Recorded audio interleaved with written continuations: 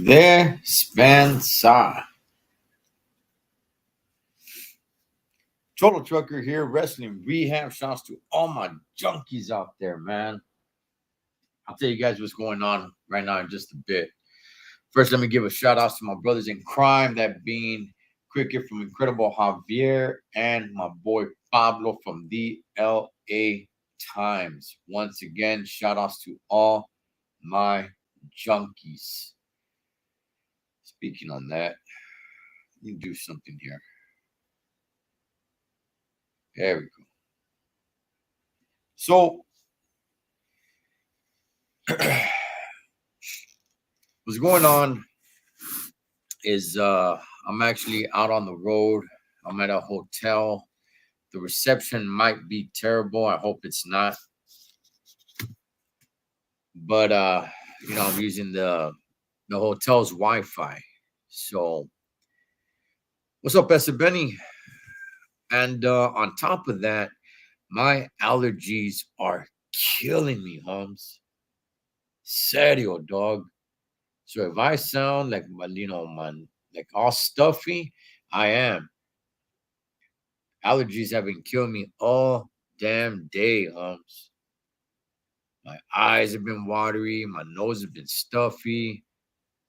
I blew my nose. Hell, I don't know.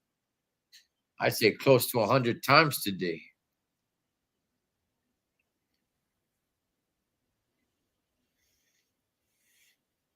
The tip of my nostrils and my lip feel all numb, dog. Like I scraped it all off.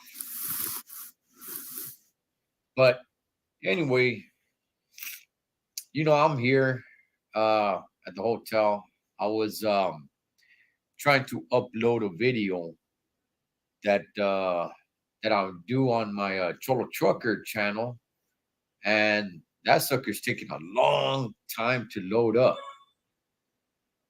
So, and I'm just like, I was thinking about going live on that channel, and I'm like, you know what?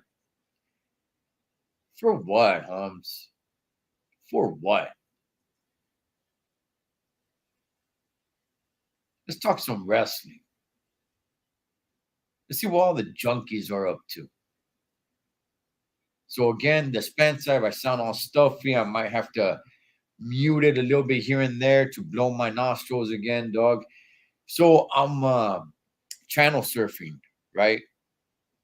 Elbow drop the Wi-Fi. What's up, Mikey? I'll give it that people's elbow, Holmes. So I'm over here just channel surfing, right? And I come across Impact Wrestling. And I'm like, okay, I've watched it before, but it's been a while since I've actually watched it. So I got it on right now.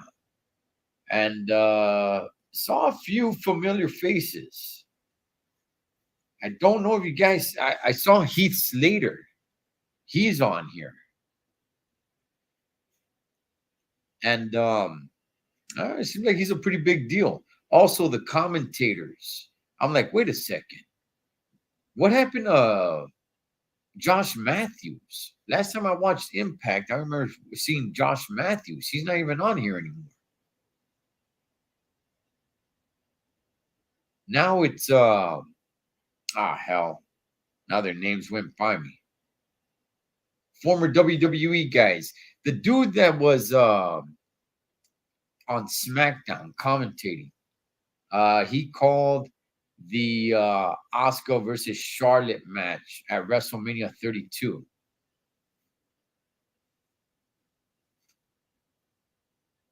But I'm telling you guys this. I'm watching this Impact Wrestling, right? They're getting pretty brutal.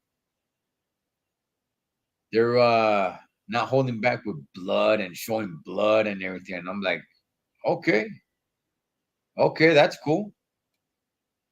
They jumped the guy outside and they made him bleed and they wrapped barbed wire around his neck.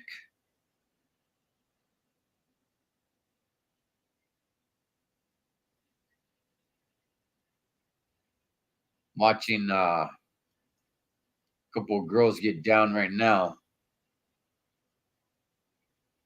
But when's the last time, if you guys have ever watched Impact? Because it looked a little different than this. I remember some guy Moose. He'd come out and he'd do the almost like if you're honking the horn on a truck, you know, the wire on top. He'd come out, Moose, Moose. Man, there's a big girl, pink hair, side of her head is shaved.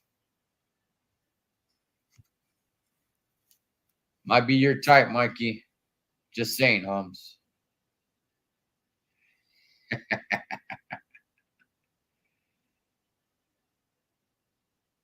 You know, speaking on commentators, because I'm surprised seeing, yeah, Moose is still an Impact. Is he? I don't know. I haven't seen him.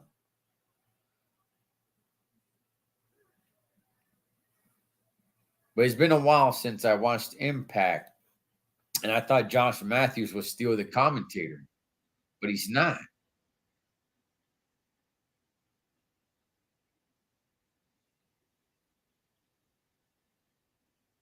And I see Gail Kim. She works here on Impact, but you know she's not wrestling. It looks like she's just calling some shots. But anyway, speaking on commentators, who did you guys like in commentary? Mikey, I remember you and I talked. Was Jerry the King Lawler really that good in commentary? I thought he was okay. Um, I think too many people made a big deal about him. You know, he's over there. Oh, the puppies, right? But in reality, when I really think about it, yeah, I'm not sure his work is really all that good in commentary. I know they bring him back every now and then, and people jump up and, oh man, it's the king.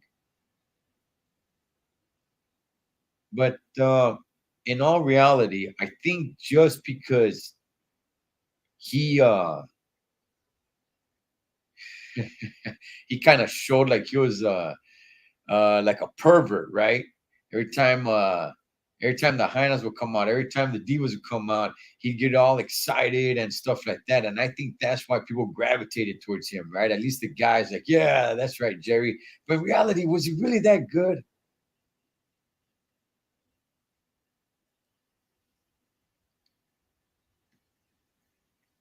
Color commentary during the Attitude Era was entertaining. All right. Okay. I'll tell you guys this. As much as everybody loved Jerry the King Lawler, give me JBL. JBL, much, much better than Jerry the King Lawler by far, by the way. He was first brought into brought in. He was all about the heels while Vince was all about the baby faces. Yeah. And you know what? Vince wasn't too bad either.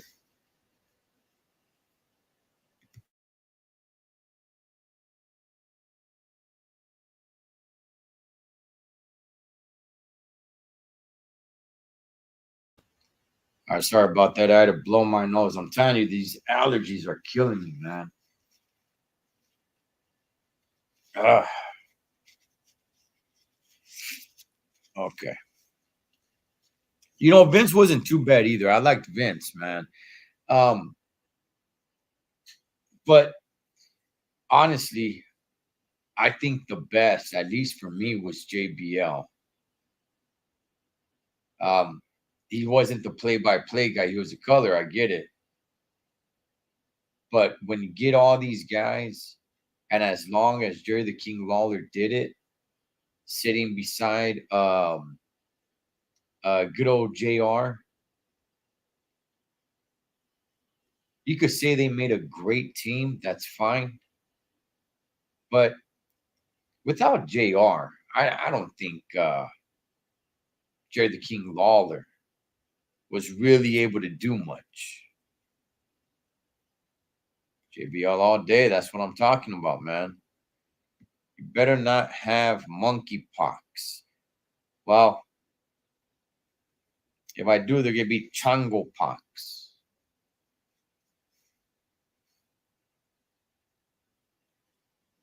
What other monkeypox anyway? I've heard other people bring that up. And I'm like, as far as I know, I haven't been around any monkeys, but who knows? Maybe I'll go to the zoo this weekend. But when I go back and I think about the color commentators, right? All the way back to the days of Jesse the Body Ventura, who was badass as well. I think if you ask people today, I think just because he's so popular, people are going to say Jerry the King Lawler. And in reality, I don't think he was all that good, man.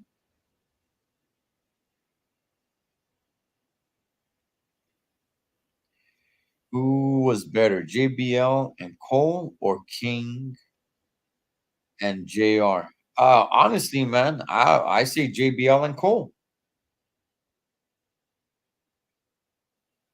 I think Michael Cole's better than good old JR. JR is good. Don't get me wrong. JR is good. I'm kind of saying that that Jerry the King Lawler wasn't that good. JR was that good. I just think Michael Cole's better. Of course, man. Of course. Bobby the Brain.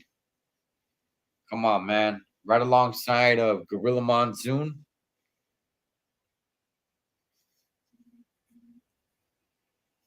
See, I think CM Punk was better than King. Mikey, you with the CM Punk stuff, man.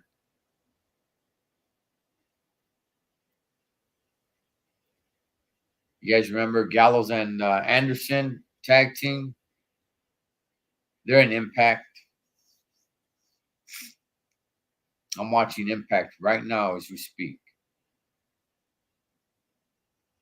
But yeah, man, I'm telling you guys, if you guys ask anybody, hey, who do you think the best color commentator was in WWE? I can almost guarantee you, people are going to say Jerry the King Lawler. And I don't think so.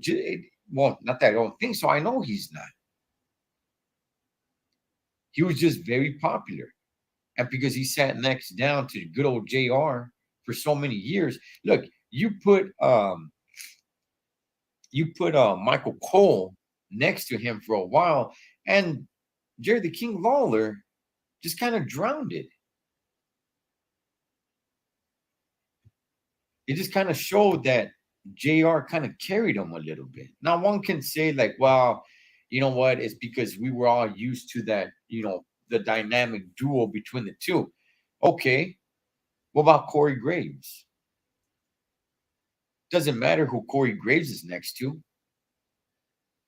He kicks ass, man. Lucha Libre commentators.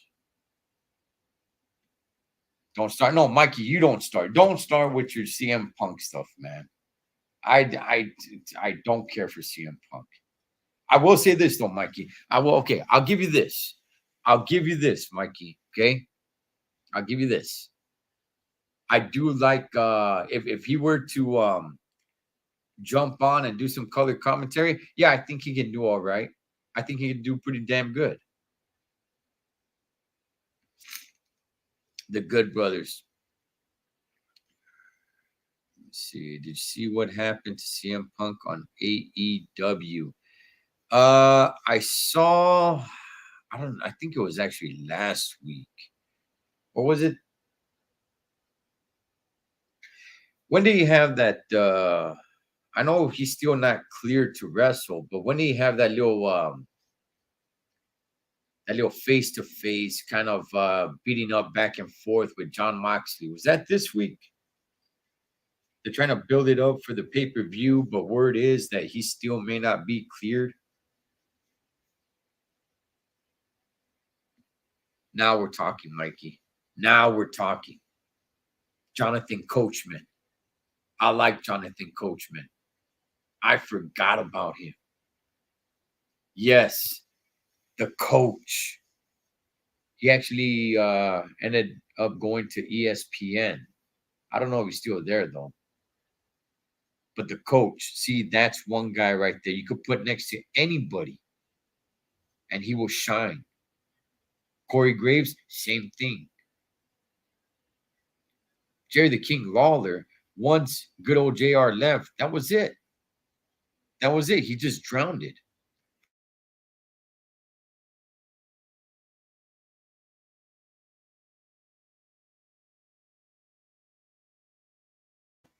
Spencer, had to blow my nose again. Let's see. Graves is awesome. Yeah, he is, man. Yes, he is. He's as good as they come, and especially for somebody that wasn't well known, right? Usually for these color commentary spots, it's an ex-heel, right? Like Jesse the Body Ventura. Probably the Brain Heenan was more of a heel of a manager. One of the best, by the way, to ever do it. Paul Heyman, again, not a wrestler, but guy was great. Still is great. Probably the best at what he does.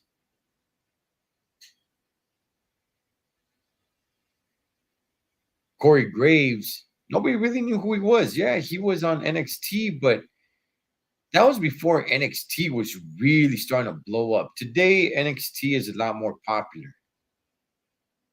He just came in, nobody really knew who he was, and he just captured everybody with his words, man.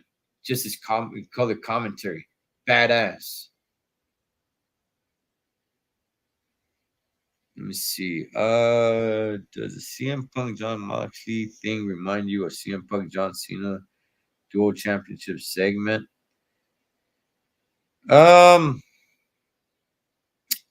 Somewhat. I mean, look, I don't know how true all this stuff is, and I'm sure you guys know because you guys are junkies. There's words that CM Punk's not that happy at AEW. How true is that? I don't know.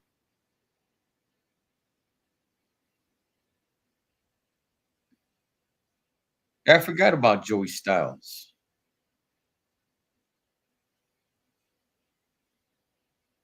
Joey Styles having that little nerdy look. I'll tell you guys this, man. Right? I'll get off of Jerry the King Lawler and color commentary. The reason why I want to bring that up is because I don't know, it was like 2 weeks ago.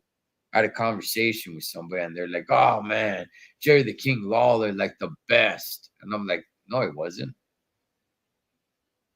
And we weren't talking about wrestling in the ring. We're talking about just on the commentary table. And he's all like, yeah, it was, man. Come on, man. Every time the Divas came out, all the puppies. And I'm like, yeah, that's stupid. Like that's what you're basing it off of? Les, dog. I mean, he's all right. I don't want to say he sucked. He's all right. He's all right. But like I said, good old JR leaves. Jerry the King Lawler just drowned. I'll tell you guys one guy that I completely believe that WWE dropped the ball on. And this is a play-by-play. He's not color commentary. He's a play-by-play. Mauro Ronaldo. He actually calls boxing for Showtime. But Mauro Ronaldo, man, damn, I was loving that guy. He did a little bit of NXT work. They brought him up to the main roster. He was kicking ass right there. The whole thing came out that JBL was bullying him. And then JBL was like, I don't know what the hell he's talking about. And then Mauro Ronaldo came out and said, no, I don't know what everyone's talking about either. It's just the schedule's killing me.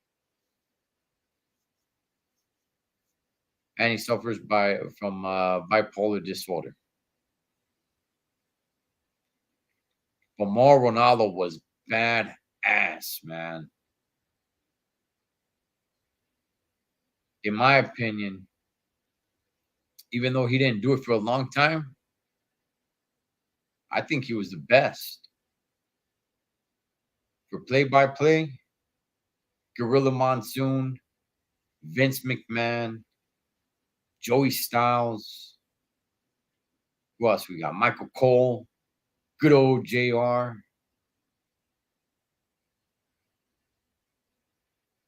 Mauro Ronaldo was the best. And he wasn't there that long.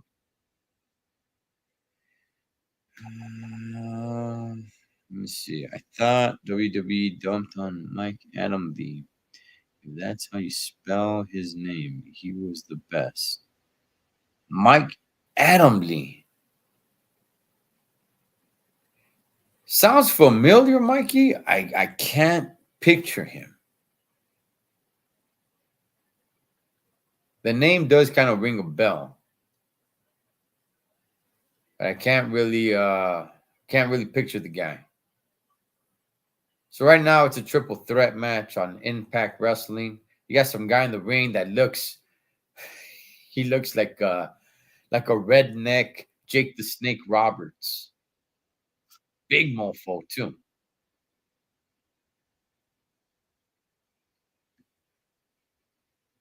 The American Gladiators guy. Yes. Okay, I do remember that guy. Okay, wait a second. No. I think am I thinking about somebody else? Is that the guy that introduced Jeff Hardy as Jeff Harvey? Or was that someone else? I think that was him. He didn't last long. He sucked. There are a couple of people that have gone in. Look, right now as it is, they're doing okay with the commentary guys. The ones that I don't like are the reporters, the backstage reporters. Those girls and that guy suck, man.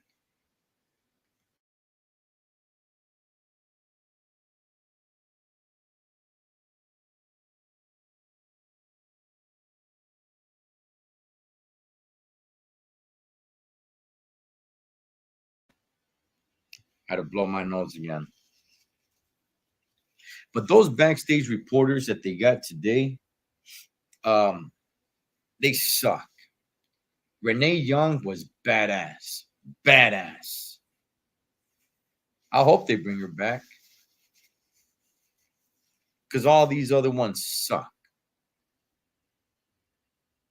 Charlie was pretty cool, but she's gone. What's the other chick's name? Is it Kyla? Caitlin? I mean, she's all right.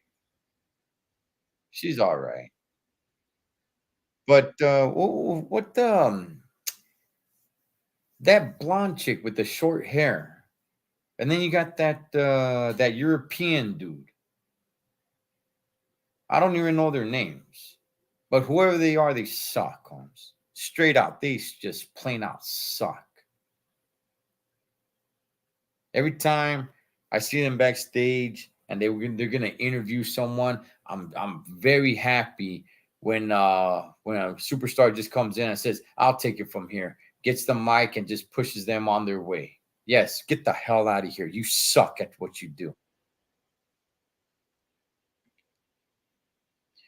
Obviously, the only true backstage reporter will always be Mean Gene Okerlund. Let me tell you something, Mean Gene.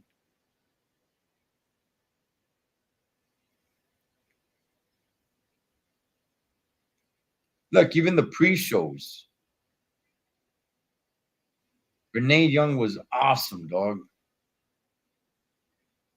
All these other who does anybody know the name of these new backstage reporters? I agree, Mikey. I agree. She left the back stage reporting and she did get onto the commentary. She was good at that. See, that's someone who can you could place here, there, and everywhere, man. She was good at it all.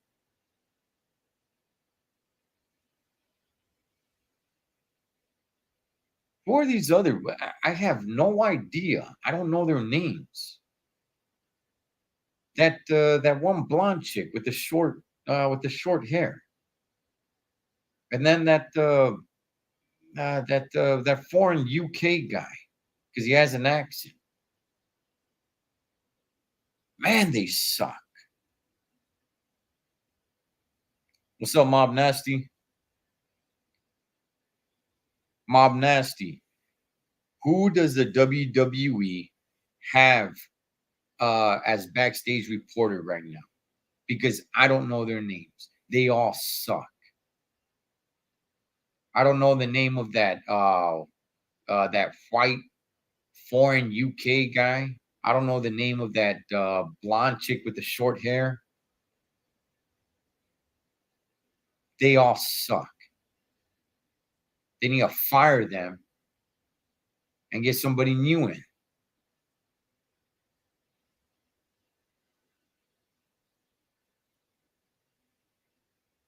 But I agree with you, Mikey. Um, Renee Young, she was doing the backstage reporting and all, and yeah, then they went ahead and they moved her to commentary. I think on Monday Night Raw, backstage reporter. Yeah, Mob Nasty for the WWE. What's up, Paul? They are non-entities. Well, of course they're. I wouldn't be surprised if they're just volunteers. The hell are you paying them for? They contribute nothing.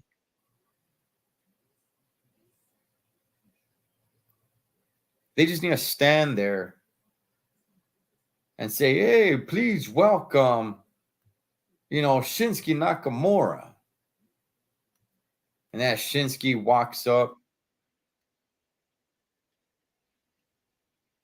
have somebody just have a heel just come up and take the mic and push them off the way. And I'm like, good, good.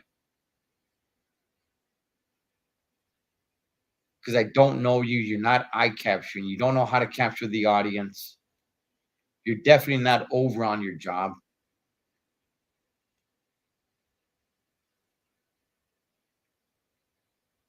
Hope they're paying you in cup of noodles.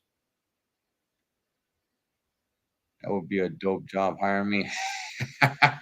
Hey, Mob Nasty, go get that job, big dog. Go get that job. You'll be better at it. You know why? Because anybody will be an upgrade to what they have right now doing that job. Mean Gene used to argue and get offended by the superstars. These new ones get scared and take the abuse.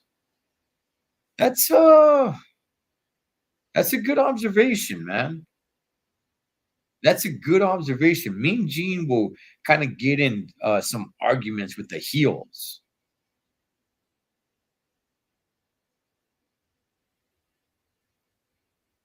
I wonder if some of these new ones are willing to take a smack right to the face, right? It's like, hey, you know what? You want to get over? You're gonna take a good palm of the hand with all 5 fingers right across the face, man. Let's see if they're down with that or not.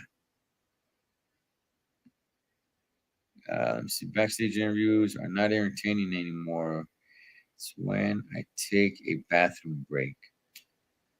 I agree, Mikey. I agree.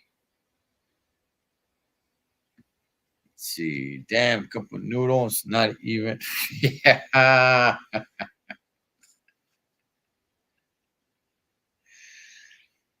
Yeah, man. Speaking on that,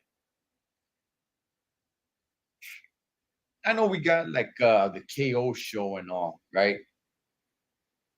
And they don't really do too much on that anymore. They have things a little bit here and there. You got the legendaries, Piper's Pit that everybody remembers. You got the barbershop, Bruce the Barber Beefcake. A lot of these segments that it ate up a lot of time, a lot of the ring time, but it told a story. I never heard anybody complain about like, oh, come on, man, Piper's Pit. Like, I want to see some action in the ring. Ah, come on, man. The barbershop. This is stupid. Let's get to the action in the ring. I don't remember anybody complaining about that because it was entertaining. As a matter of fact, who is going to forget the day that Shawn Michaels turned on Marty Jannetty?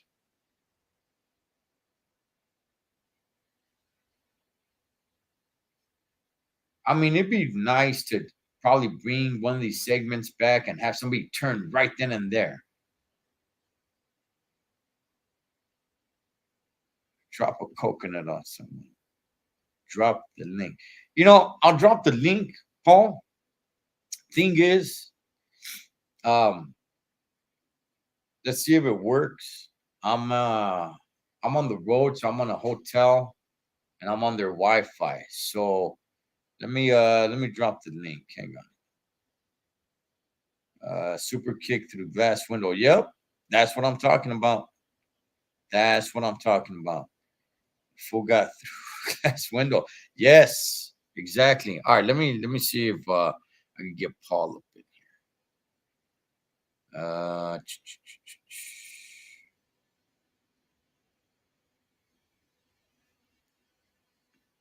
here. Let's see. Again, I'm staying at a Best Western tonight. Hopefully their Wi-Fi is good enough. There you go.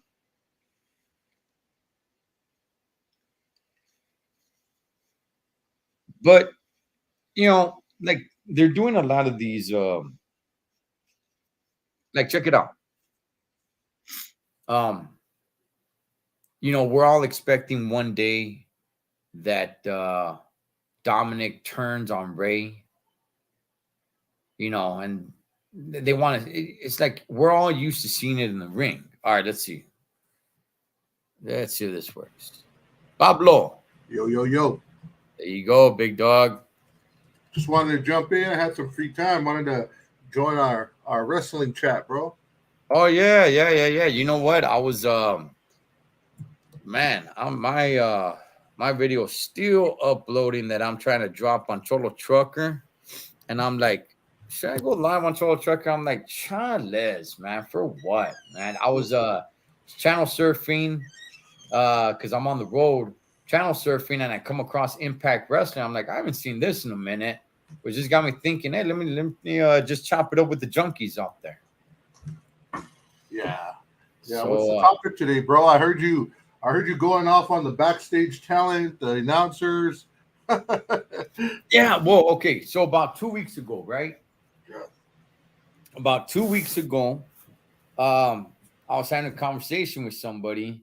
They claim to be a wrestling fan, and I think they are a wrestling fan, but they're not a junkie, And we all know what we're talking about.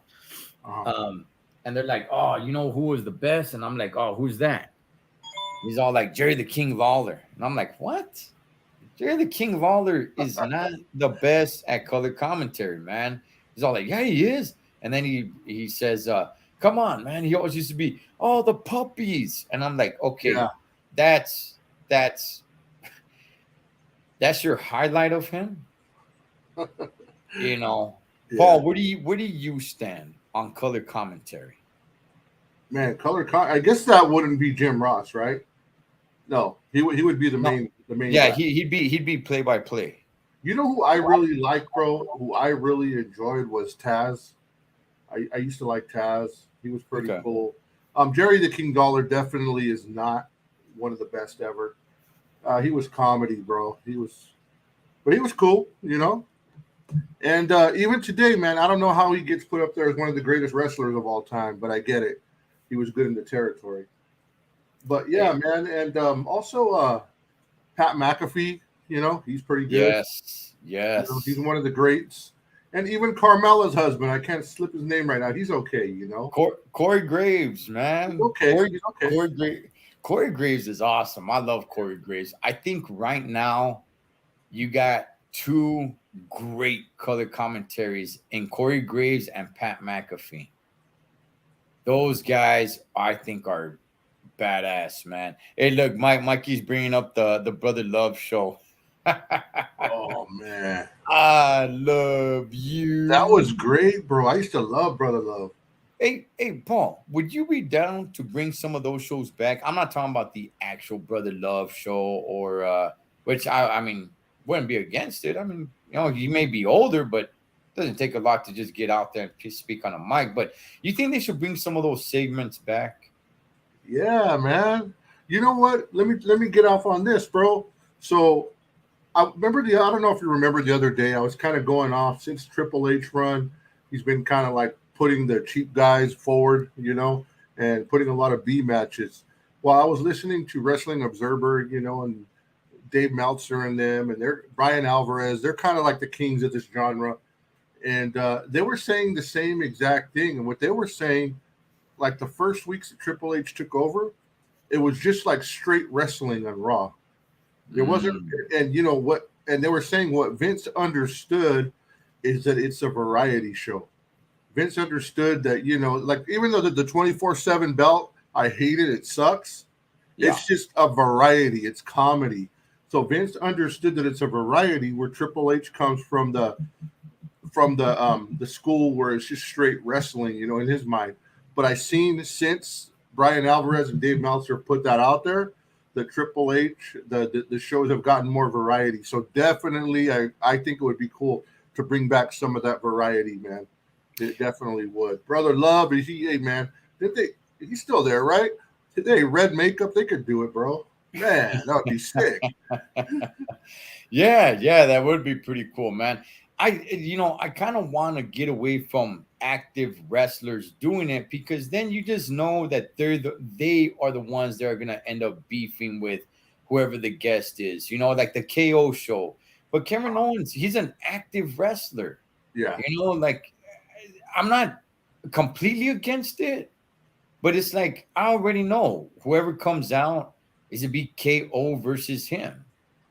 It's just another way to start some sort of feud.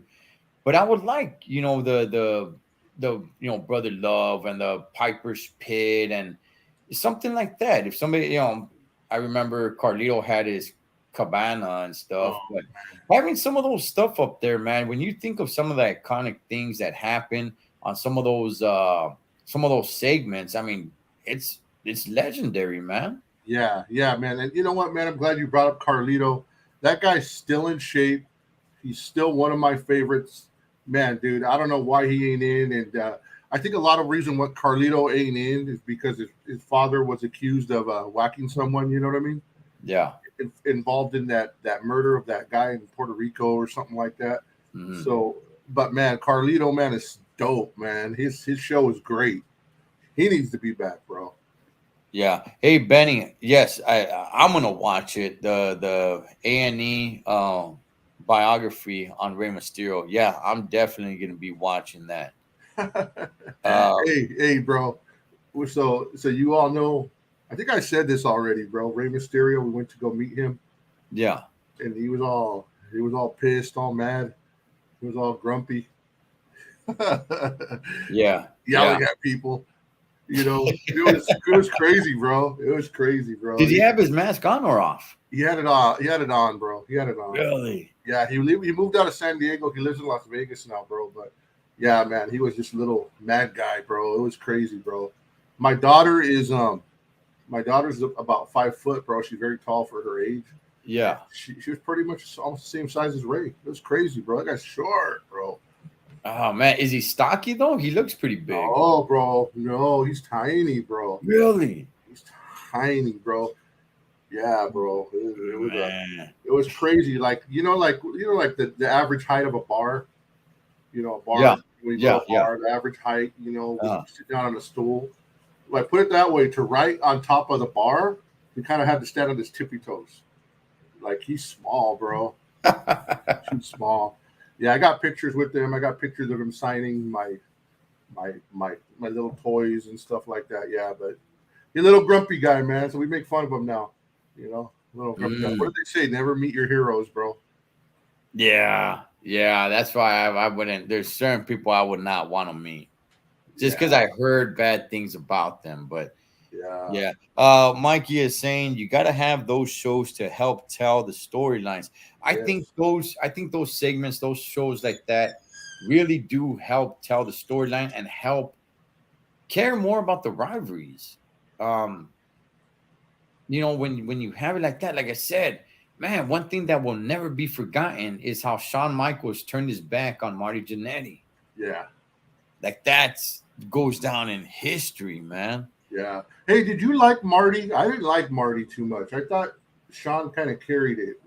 Am I wrong? Am I looking at history wrong? I don't remember too good, but I always thought Marty was the boring one, but I could be wrong. I'm biased. Okay, you're talking about the Rockers. Yes. Okay, I'll say this, man. To me, at the time, they were both somewhat the same. I thought Shawn Michaels had a little bit more of the look of like one of the vampires from the Lost Boys, right? So he kind of for that time he had a little bit more of the cool guy look than Marty Jannetty did. So maybe that's why he stood out a little bit more. But immediately when they went their own way, Marty Jannetty still stuck around. Yeah. But it wasn't even close, man. I mean, I'm not talking about all the way their careers. I'm talking about just immediately right after what was transpiring. It was like, okay, Marty, and people forget about this. Marty Jannetty was Intercontinental Champion. Mm-hmm. I don't think people remember that. He actually became Intercontinental Champion, and nobody cared, Paul. Mm-hmm. Nobody cared. And this is a time where the Intercontinental Champion was held to a much higher level. I think they threw it on him to say, like, hey, we gotta, Shawn Michaels is really starting to blow up with his new character, but we got to try to keep Marty Jannetty relevant, and maybe down the line they could meet each other again in like some sort of super showdown. Right. But man, that did not happen. Yeah. I wasn't too into Marty. Marty went downhill, and who, speaking of that, bro, who's really getting a push right now by Triple H is that dude with the beard on Raw. Man. Oh, Tommaso Ciampa. Yeah. What do you think of that, man? What do you think of from going from 1 week to being a jobber to the next week he's fighting Bobby Lashley and everybody? What do you think, man? Is that good, bad? What do you think? Well, he was pretty big time on NXT, and he's already up there in age. I mean, if you want to give him a push, give him a push. I think it's kind of an odd couple having them with The Miz. Yeah. I don't see what they have in common. They try to dress them alike, and I could just see Tommaso Ciampa like uncomfortable, like, hey, Holmes, this isn't me, but I'll do it because I'm getting a shot. Yeah. It's an odd couple, man. Yeah. I'm I'm okay with it, but I say if you know if he's not with the Miz, I think he just kind of drowns out. Do you remember a guy named Billy Kidman? I Billy don't know if Kidman, yeah, I don't know if you remember him, bro. Wow. yeah, he used to do the was it the Shooting Star or what did he do? What was I his forget, but what I'm getting at is the way he was dressed. He used to wear the long shorts down to the knee. He was he would wear like baggy shorts. Well, all I'm saying is what's his name? Ocampa or Chanta? What's his name? yeah, Tommaso Ciampa. Yeah, man, put him in some shorts or something else, man, and I think you'll have a better look, man, because he has that biker look, and I think they need to change his from wearing those little tights, man. They need to put some like shorts on him, some MMA, something different, bro, because I think he has the look to get over, but I don't know. I I'm gonna agree. I think he has kind of like a super tough guy that hangs out at bars. Yes. He kind of has that look to be hanging out with somebody like the Miz. That's why it's just kind of like an odd couple to me. But uh, I mean, I don't know how old he is, but he's really getting up there. I want to say he's about 36. I just heard the other day, but I forget. Okay, Mikey saying Billy Kidman was awesome. Yeah, I He remember. was, bro. He Yeah, was great. He was great, man. He got a little push. We got pushed more, man. It would have been awesome, man. So speaking on Chapma, right? Tommaso Champ, he he's not a big guy though. no. So I mean, you want to give that tough guy look to him. That's cool. I think it would help him somewhat because he just naturally has that look. But at the same time, he's not that big of a guy. Hmm. So even though he's bald and has that beard and kind of has like that mean look, almost like Goldberg, he's not the size of Goldberg. Right, right, right, right. So Mikey's saying Tommaso really has no character at this time. I agree. I think he's just, you know, living on the coattails of the Miz.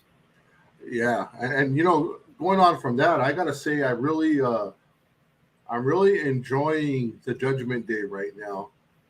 It, Not so much what's going on, just the character development. That I know I heard you the other day talking because I was listening. Talking, you can't turn everybody bad guy, Mhm. but turning Damian Priest bad guy really helped him. Turning everybody in that thing bad guy really helped them. I think it really did a good job for the characters because they were going down fast. Yeah, I forgot who it was. Somebody on here might have been you, Esa Benny, that said that they don't care about Damian Priest, and I'm like, you know, I didn't, but slowly I'm starting to. You could see this. You could see the potential, huh? Starting. It I'm is. start. Yeah, I'm starting. I never really liked Finn Balor Yeah. for whatever reason. I never really liked him. Um, Damian Priest, I think. Well, at least to me, he's kind of growing on me. He really is, man. Yeah. Me too.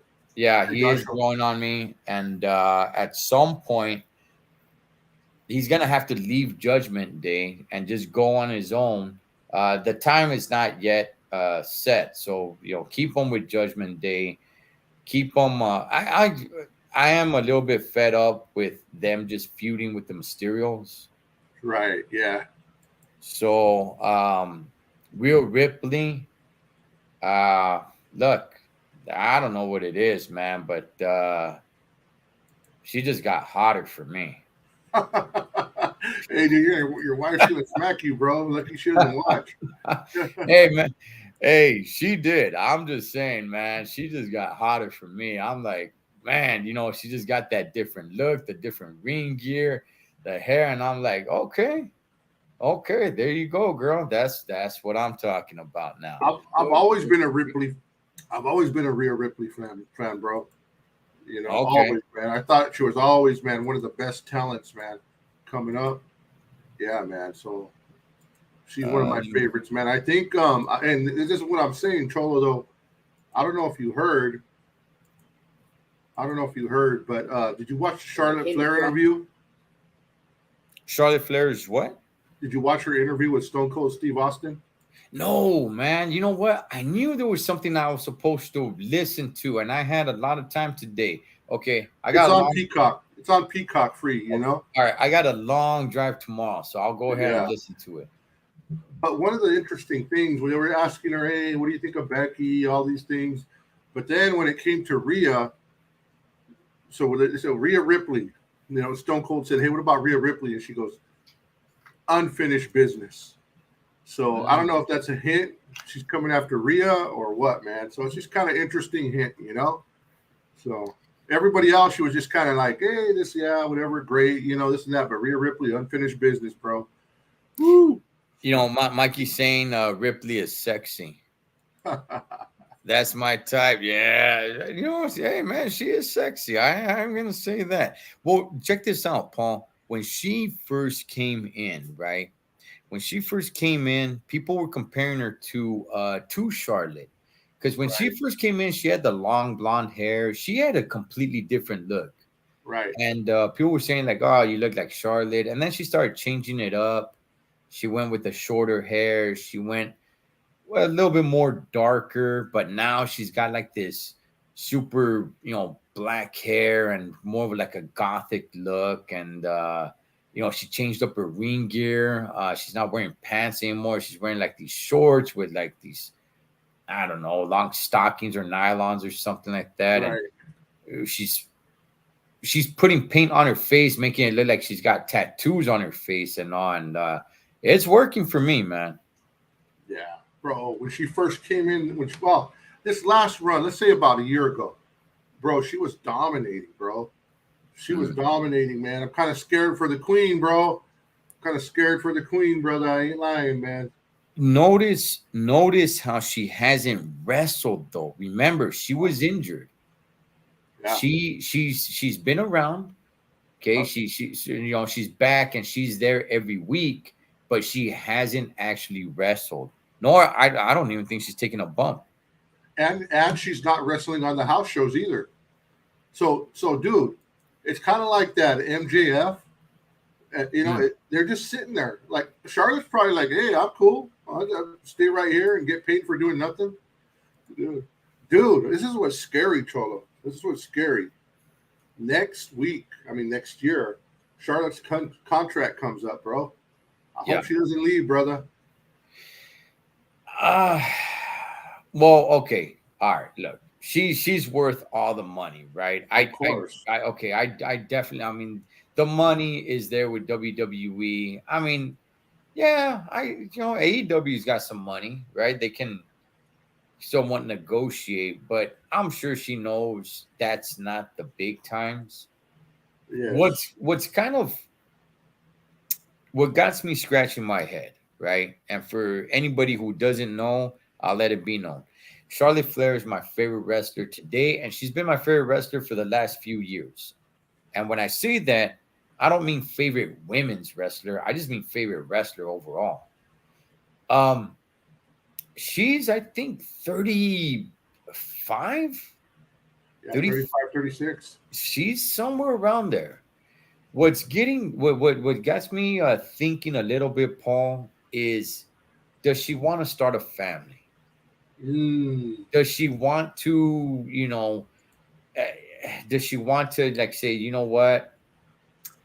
I'm going to tap out for 3 years. Maybe I'll come back when I'm 40, 41 and probably just have like a nice little run. Something like Mickey James or something like that. But I've accomplished a lot.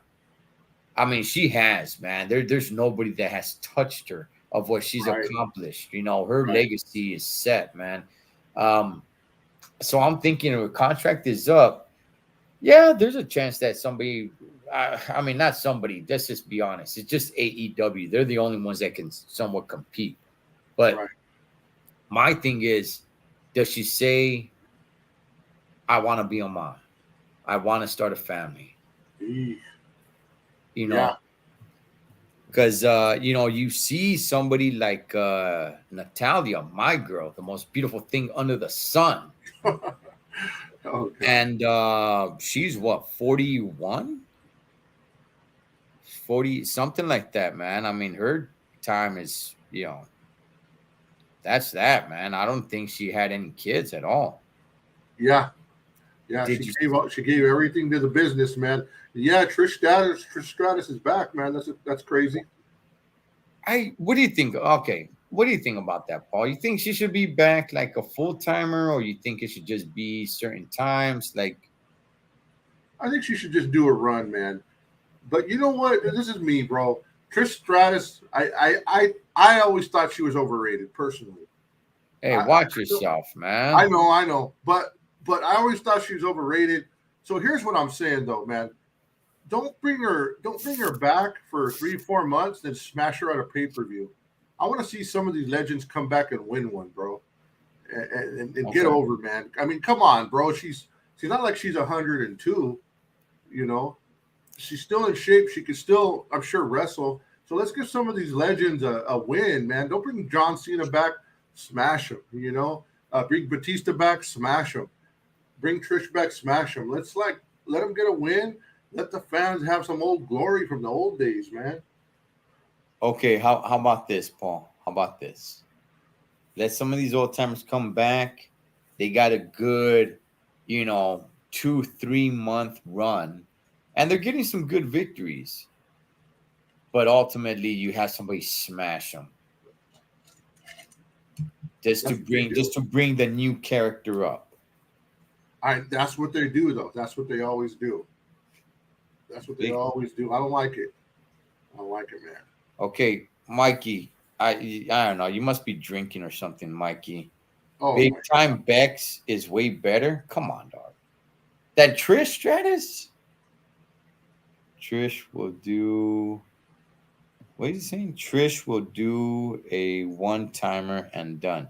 I I don't know. They kind of made it a big deal that she came back. I mean, I do know they were in Canada in Toronto. She was definitely gonna get a big pop, but they kind of made it a big deal for her to come back just to have one match.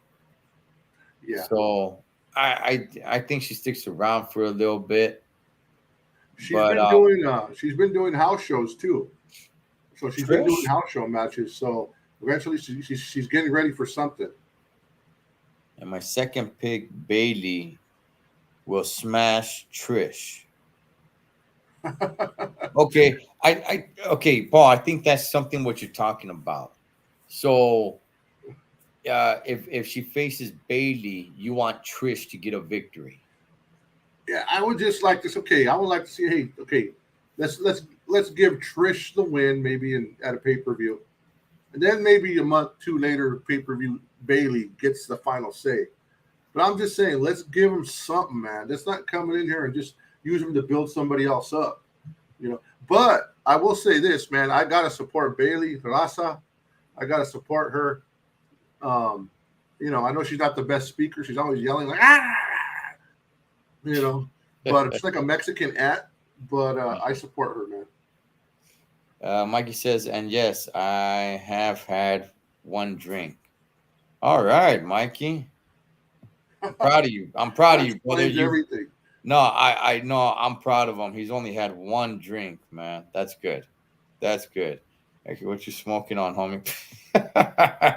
I think it may be a handoff to the new generation.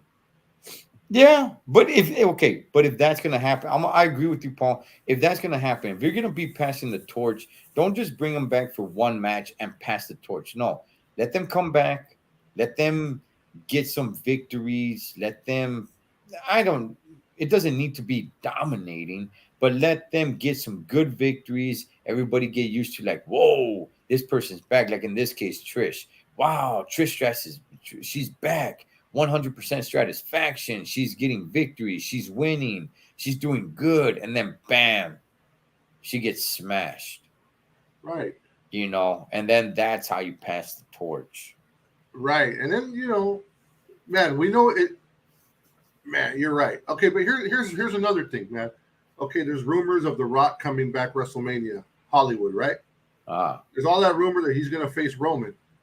Okay, how are we really gonna be excited for that, knowing The Rock's only coming back maybe for 30 days, and he's gonna put over his cousin? Like, how do you get excited for that, man? I mean, it's gonna be electric. Don't get me wrong, but once The Rock is pinned, it's like, man, dude, he's gonna lose. but, You know, and oh, at least let him come back a month early and win one on a pay per view, not like a house show or you know. okay, all right.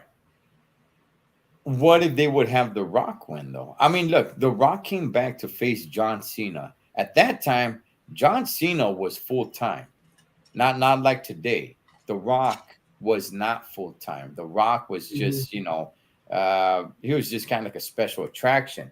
He comes back and they have The Rock beat John Cena Right, just for a year later for John Cena to avenge that loss. right. But any chance that they let Rock win it and then No way, really no way. It's no way possible because Nick was it? Is it Nick Khan, right?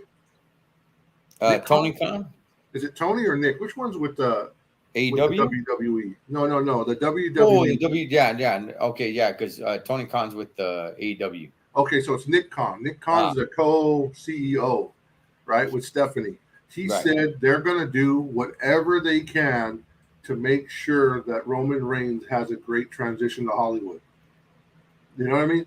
So they're going to put Roman over, but to make sure, because he's their money bag, bro. They don't want to get Roman mad. But What? I wanted to ask you, Cholo. Yes, sir. Uh-oh. Okay, you're the number out of all the people I know who like wrestling. You're the number one person behind your tribal chief, right? Absolutely. Okay, Absolutely. Everyone else get behind me. You don't even deserve to be that close to my tribal chief. okay. Here's my question for you, though. All right, did you watch SmackDown Friday? No, because I was driving. Oh my gosh, Cholo, you better watch it, bro. There's trouble brewing, brother.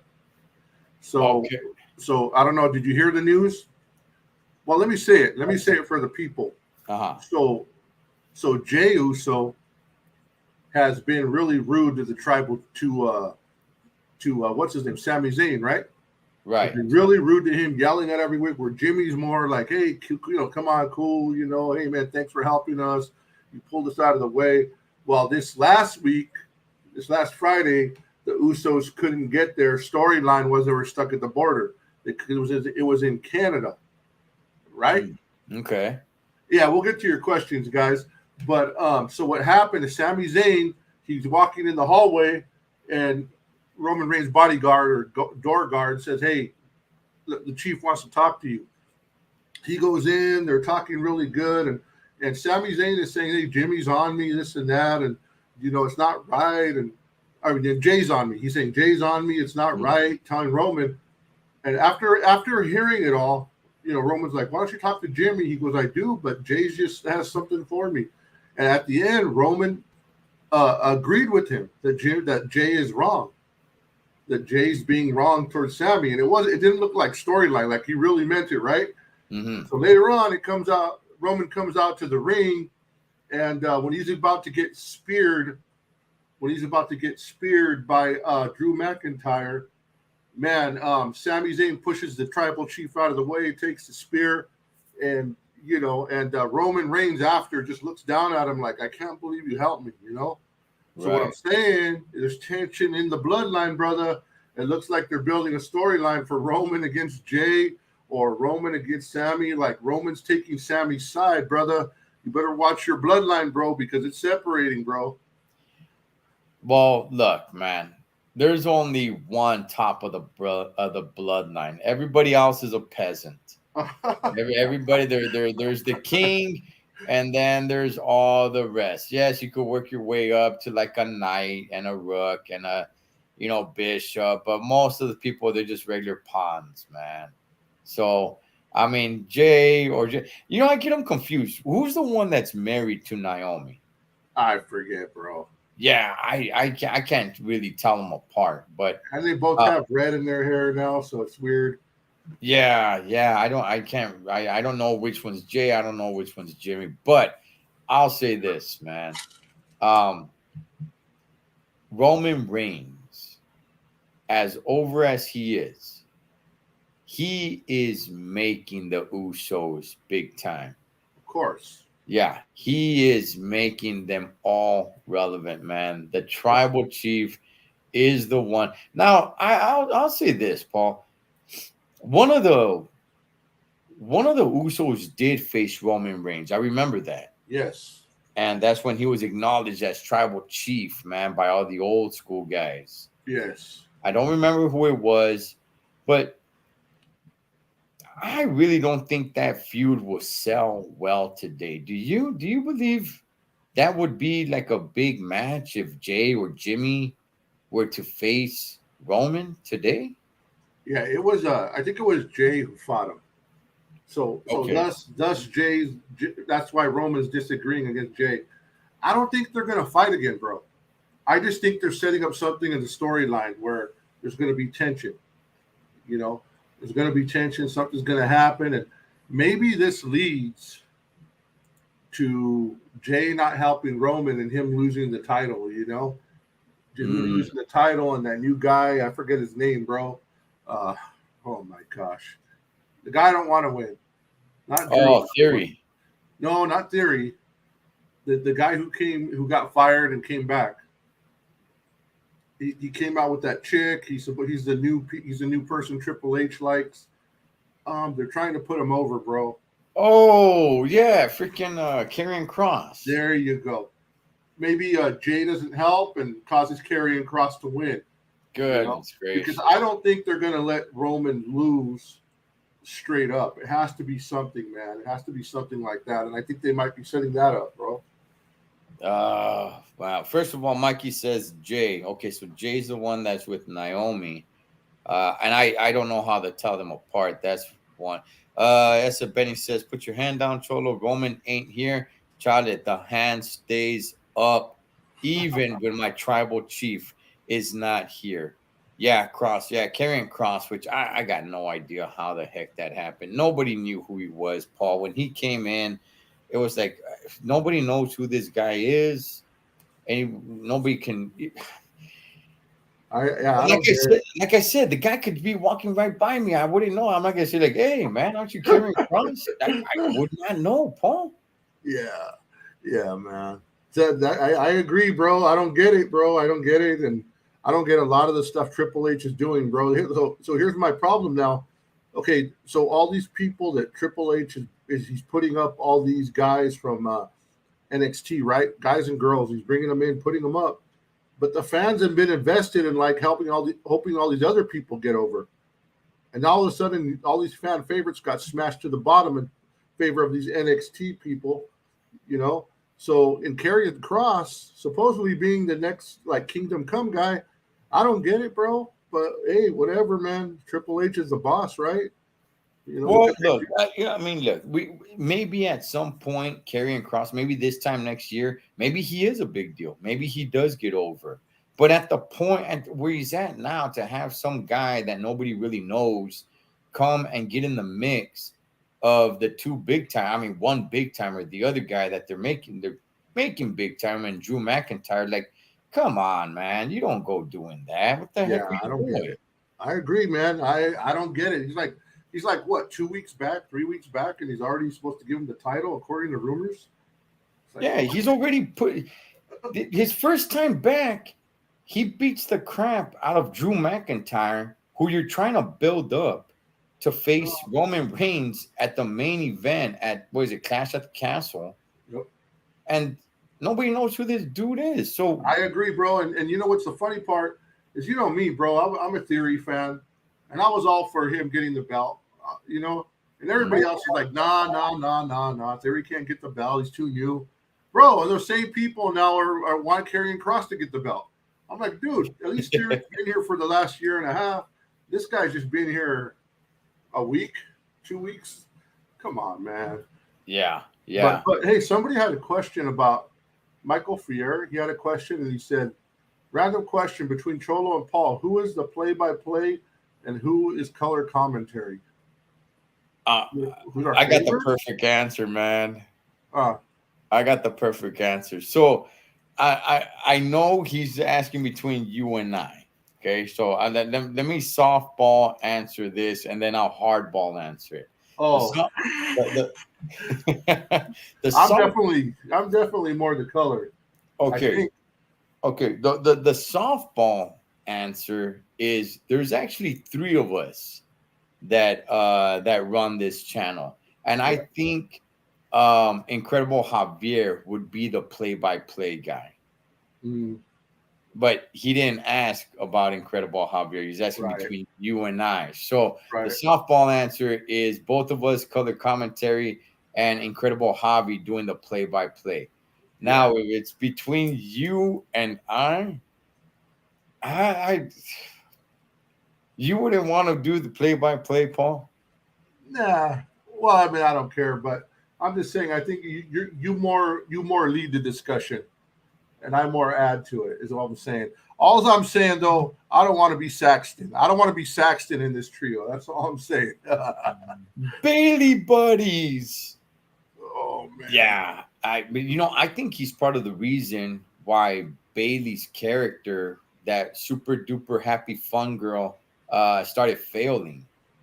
Because you just had Saxton over there all super happy and oh look Bailey buddies, and it was like okay, all right, she's gonna have to change to a bad girl. Woo. Hey, bro. I don't know. On Monday Night Raw, what's that guy's name? Carmella's husband, bro. Corey Graves. Corey Graves said something like, "Man, I should go over there and smack you." And Saxton said, "I wish you would. I seen you wrestle." I was like, "Oh my gosh." I was like, "Dude, like, did he really get mad because Saxton usually plays the wimpy guy, you know?" Right, right. So I was like, "Whoa, that was interesting." Hey, hey, gracias, Mom Nasty. Appreciate that. I'm over here in the hotel room watching New Japan. Um, it- it- I I don't know if people know this, but Saxton was actually he was actually trying out to be a wrestler, and Really? he's in shape, man. I know he comes down in his suits and everything, and he's got this smile and all that. I'm not saying he's a badass, but he's in shape, man. You see that guy without his shirt, it's like, oh man, this guy, he's in pretty good shape. Yeah, So yeah. I never knew that. I never knew that. yeah, yeah, he was. I seen. Oh man, there was something, and I don't know if he was being interviewed, or I think he was on the show The Bump, which I don't really watch much anymore. But he was on there. I think it was The Bump. He was on there, and they showed pictures of him just in his trunks, as like a wrestler, and he's Right. flexing. And I'm like, oh man, this guy, he's in shape. Yeah. Yeah. He's You in know the other shape. guy. Do you remember the Miz on a reality show? Oh yeah, oh Yeah, yeah. that was a trip. That was a trip, man. Seeing the Miz come up to where he is now. Hey, let me ask you, and let me ask the people in the audience, bro. Who's your favorite wrestler from the? I know you were younger than me, but from the Hulkamania days, man. That besides Hulk and Randy, who was your guy, man? Who was your favorite wrestler that most people wouldn't think was your favorite wrestler? And besides Brett, you know, Hmm. somebody out the box, man, that nobody would think. One of your favorites. Okay, first of all, Mikey, the Queen Charlotte Flair is a few levels above your Becky Lynch, my man. Oh, tons, Yes, yes. tons. Um, at that time, um, whew, ah, I Ooh, mean, see, okay, I'll say this. At that time, um, character, not that characters doesn't matter today, but you need to actually know how to, perform in the ring. Like yes. when you look back, when you look back at somebody like Jake the Snake Roberts, right? Was he really that good of a wrestler? I mean, he was. okay, Yeah, right? But it was his character that really got him over, right? yeah, yeah. His mic skills. Yep. Um, I love the Ultimate Warrior, Right. right? That to me, the Warrior. Well, I love Warrior more than I did Hogan. Looking back at it today, he's not that great of a wrestler, but his character was just, you know, something else. Um, at that time, who would have been? I mean, definitely the Ultimate Warrior. I'll say that. Oh, look, Mikey's saying Ravishing Rick Rude. He was awesome. Oh, yeah, man. Ravishing Rick Rude. This is going out to all you pathetic Lord. Yeah, man. I love that. Yeah, Ravishing Rick Rude was a good one. He was great. Um, uh, Brutus the Bar Beefcake was, he was all right. He was pretty good. I liked him. He used to come out with the hedges and get the small scissors and cut his opponent's hair afterwards. Yeah. Um, I think him though, I think without just like Jey Uso, without him, without Hulk Hogan, he wouldn't have got as big. But yeah. I hate you, Cholo, and your door deliveries. For those who don't know, man, I met Mikey because he used to receive. I would go deliver out to Vegas, or I still do, and he used to be the receiver, and that's how I met him. Then he started. First, I think we started talking girl. I don't know. I've known Mikey for years now. And first, we started talking about girls, and then somebody brings up wrestling. I forgot who it was, and next thing you know, we're just talking wrestling. But Man, hey. So Mike could settle the score. I mean, settle the debate. Mike, that's it. is Cholo Trucker a trucker or is he a bobtail driver? Oh man, Sonny started that Mike, rumor. he knows, man. He knows. Yeah, years. Yeah, I don't know. It was probably shoot, man. I don't know, Mikey. I don't know. Oh, 09. That's cool, man. It's been a while, but no, I haven't. I actually haven't. We haven't seen each other in a while, man. Because he hasn't worked there for quite a few years. Yeah, But let me see. From that era, Paul. Obviously, nothing was bigger than Hogan. of course. Um, There was Hogan, Andre, Warrior, Savage. You know, all those guys. I like as a heel. I like Big John Studd. Exactly, bro. That's who I was getting at. That's what I was gonna say, brother. At that time, Big John Studd was the man. I mean, he was good, bro, and he would call Andrea, you know, Mhm. and but dude, if you look at him now, with the way people talk about him now, like he was horrible, bro. Like man, but he made it fun. The trip out on that Richard Londero, man, his thing. Oh, you Uh, didn't know? You better ask somebody. oh man, let me see. Wait, who does that? Doesn't somebody do that now? Is there somebody that does that now? Oh, you didn't know? I don't know, Or but am I tripping? that's Road Dog, bro. But do you know, or is it? Okay, Yeah, yeah, it is Road Dog. okay. I am thinking about Road Dog. Okay, yeah, I'm Road thinking Dog about just got rehired by the WWE, bro. Diddy. He's like he's something, man. He's in character development or director of character development. Yeah, he just got hired back, man. So Okay, meantime, Billy, he's at AEW with his sons. I think his sons just turned on him, as a matter of fact. yeah, they just fought like yesterday or the day before, man. I don't know what happened with it, but yeah, they just fought. Yeah, yeah. Then John Moxley, I think, beat CM Punk for the title last night, demolished him, you know. And Well, hey, Chris Jericho, man, there's a rumor. I don't know if you guys heard on the internet that the WWE reached out to Chris Jericho to see if there's interest in him coming back when his contract's up. And supposedly AEW found out, and they had a big old thing at AEW talking about it, and they sent Stephanie and Stephanie and Khan an email saying watch it, you know. So yeah, man. But hey, Jericho's looking pretty good, bro. He's looking pretty good, man, for his age, you know. Yeah, I that's fine and all, but I guess I would just like Jericho just to go back to the WWE for a year or something, just so he could retire WWE. Yeah, But I mean, I'm kind of over Jericho now. His time is done. Hey, right there, Paul, right there. What does that say? yeah. Okay, you're biased.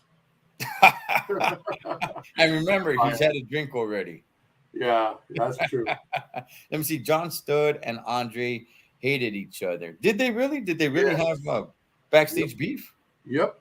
Andre the Giant, man, would tell Big John Studd, would tell him, "Hey, I'm the only giant. I'm the only giant." And then he would say, when Big John Studd would come out and step over the top rope, it would get Andre infuriated, and Andre would be like, "Only I go over top rope," you know. And so Andre would go in there and beat the heck out of him, man. You know. So You know wow, that wasn't the only one. What I was watching. Randy, he hated Randy Yes, too. yes, man. I remember some people were concerned that he was really gonna injure Randy Yeah. Savage for one reason or another.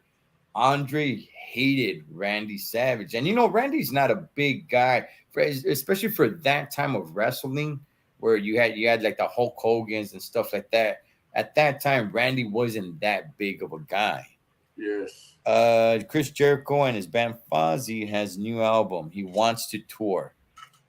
What is Jericho? 48? 40? I think he's like 47, bro. Okay. Bro, that guy's definitely on TRT. He's definitely on steroids. He's at his best shape, bro. Jericho? Yeah, yeah. Uh Hey, Ho- His mic skills are right there, man. He definitely built that up. yeah, no, he's definitely one of the reasons AEW got to where it is, man. Let me see. Hulk Hogan. Look at me, Hulk Hogan. Hulk Hogan, look at me. LOL, Ultimate Warrior. Yeah, I did a video on that, man. I thought that was at that time was probably the biggest build up to a match. You did have the Andre the Giant Hulk Hogan build up. Okay, what do you think, Paul? What do you think was a bigger build up? Warrior Hogan or Hogan Andre? I would say Andre. Really? I Okay. would say Andre. Because Andre was the guy they were marketing him as he's unslammable, you know, that he's never lost. Ever, even though he had like in Japan and stuff, but he's never lost and all that stuff, man. So they were marketing putting him as invincible, bro. Hmm. I think, you know, but don't get me wrong, man. That was huge too. That was huge too. And I mean, you know, who knows? Maybe it was the same because the thing about Warrior, he fizzled out right away and left, you know? So Yeah. if he would have stayed, maybe that legacy would have stayed longer. Because obviously, once Warrior left, Vince is not going to put Warrior in our ear no more. He's going to bury him, right? Right. So our memory might be tainted, just like Mike's tainted saying that Cholo doesn't drive a bobtail. Well, here's the reason, right? Yeah, Look, Mike is saying Andre used to slap and fart on Randy in a yeah, corner. Yeah, he did, man. He was man, what a jackass. He would really take it to Randy. The reason why I made that video, man, is because I do remember just that huge buildup. Champion versus champion, title for title. Today, that doesn't really mean too much because we've seen it numerous of times. But at that time, being the champion and Intercontinental champion, it's like, whoa, it was something almost unheard of. yeah, yeah, And as much as Warrior had moved up, and just seeing the build up to their match, Earthquake was around doing his thing. Earthquake would beat up on Warrior. Hogan would come out to help him, and Warrior would be like, "What the hell?" Accidentally probably even hit Warrior, and vice versa. Dino Bravo will come out and beat up on Hogan with Earthquake, and Warrior come out and accidentally hit Hogan, and it's like they start facing each other, having a stare down in the middle of the ring. Yeah, man, I thought it was like, wow, these two guys, like, they're not touching each other. They're not really putting hands on each other other than just arguing. And they're both champions, and the IC title is huge at that time, not like it is today. Today they treat it like garbage, and that pisses me off. But I thought it was just huge, man. And I'll say that I was rooting for Warrior, and I do want to say this too, Paul. To me, that WrestleMania 6, that main event, I could not tell you who had the bigger or better fan base. Right. It pretty much seemed even down the middle. When you've had two faces go one on one, usually one gets favored more than the other. When you had Bret Hart versus Shawn Michaels, WrestleMania 12, both of them faces, Shawn Michaels got more of a pop than Bret Hart. Right. When you had Hogan versus Rock, Hogan got more of a pop than The Rock. Rock versus Cena, Rock got more of a pop than Cena. But with that one, with Warrior and Hogan, I don't know who got more of a pop. Yeah. It was interesting too because I think we all know the story behind that. That Vince thought Hogan's time was coming to an end, so he wanted to put over and thought Hogan was going to sail into the sunset. Little did he know Hogan had another 20 years left in him, the NWO and all that stuff. Rock versus Hogan. So Vince was definitely wrong. Hogan had the longevity, man. Yo, Mike is bringing up a good point. Was Mean Gene involved? And Andre was babyface, and he turned heel with Bobby the Brain Heenan. I do think. Look, Bobby the Brain Heenan was great at what he did, and yeah, I don't think the match would have mattered. It still would have mattered. Hogan versus Andre still would have mattered, but having Bobby the Brain Heenan in the corner of Andre the Giant, I mean, that was gold, man. Yeah, yeah, That was really gold.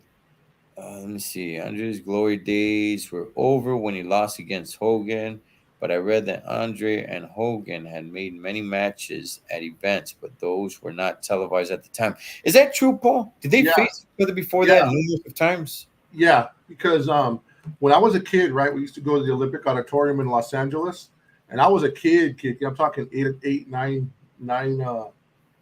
8 or 9, bro. And they used to. Oh man, we're talking about the 20s. Andre was there, Hulk was there, Piper was there. All these guys were there before they were famous, man, but they were young. But what happened, bro, is see, I never seen Andre fight Hulk, but obviously he did. But what happened with all those matches from Los Angeles, they got burned in a fire, bro. So none of those matches really exist other than people who taped them from the TV, and now you find some on the internet, man. But unfortunately, all those old matches got lost, bro. It's crazy. Really? Yeah, man. Yeah, it's crazy. And used to run around there with Eddie. Eddie's brother. Eddie was like a year or two older than me. But I remember as a kid that he would be running around there as a little kid. And I remember because I used to idolize all his brothers, his older brothers, right? Mm-hmm. And they were the man at the time. Chavo Senior, Hector Mondo. And yeah, man, so it was an interesting time, but definitely they fought 100%. I didn't see the matches live, but I was there like almost every week, bro. And it was great times. Mikey says, "Calm it down, Cholo. So passionate about the IC title. Yeah, I am, and I'm not done ranting about it. I'm not gonna do it on this one, but I'm gonna make a video. You guys just wait and watch. I'm definitely gonna make a video. What's up, Daniel Ortiz? We're just on here, man. Just being junkies, man. And I didn't know that. I didn't know that Hogan and Andre had faced each other. And one thing that you bring that up, Paul, right? And I'm thinking, like I love boxing as well. And you can go and watch a lot of these old boxing matches. And I always thought, hey, how come I can't really find that many like old wrestling matches? You could find some, Right. but where are like the super old school ones, man? How come there's not a lot in the archives? Right. Mondo Ramos, all you know what? And I wonder, I gotta look this up because a lot of those old matches with Indian Red Lopez and Bobby Chacon and all them, a lot of them were held at the Olympic too. I wonder if a lot of those got destroyed in the fire too. You know what I mean? Mm. I wonder if they got destroyed when the wrestling files got destroyed. Because you're right, bro. Those should be everywhere, brother. Yeah, yeah, man. When you want to watch like some old school wrestling matches, it only goes back so far, and you don't find too many of them. Man, I could go on and on about the old boxing matches too, brother. Those are some. Those I don't. I just biting my tongue right now. All of them, Will Pryor, all going all the way back. But anyways, that's another story. Hey, Paul. So you're saying that Andre um, was a little bit bigger, or not? Not. I'm saying the match with Hogan was a little bit bigger than Warrior and Hogan. What do you think was the problem with Warrior, and what was really all the issues, man? How come Warrior? He was huge. He was big, and then he beats Hogan, and he just drowns. Attitude, bro. He had the worst attitude, dude. He didn't care. He didn't care. He thought he was better than everybody. He didn't want to listen, and that's not the way you work for Vince, bro. That's Mm, it, bro. And like Shawn Michaels, man, he was a jerk, right? Everybody knows that. Before his life changed, he was considered one of the jerks in the WWE, but he made it good. He made it good with Vince. He made sure to stay on the right sides of the political spectrum.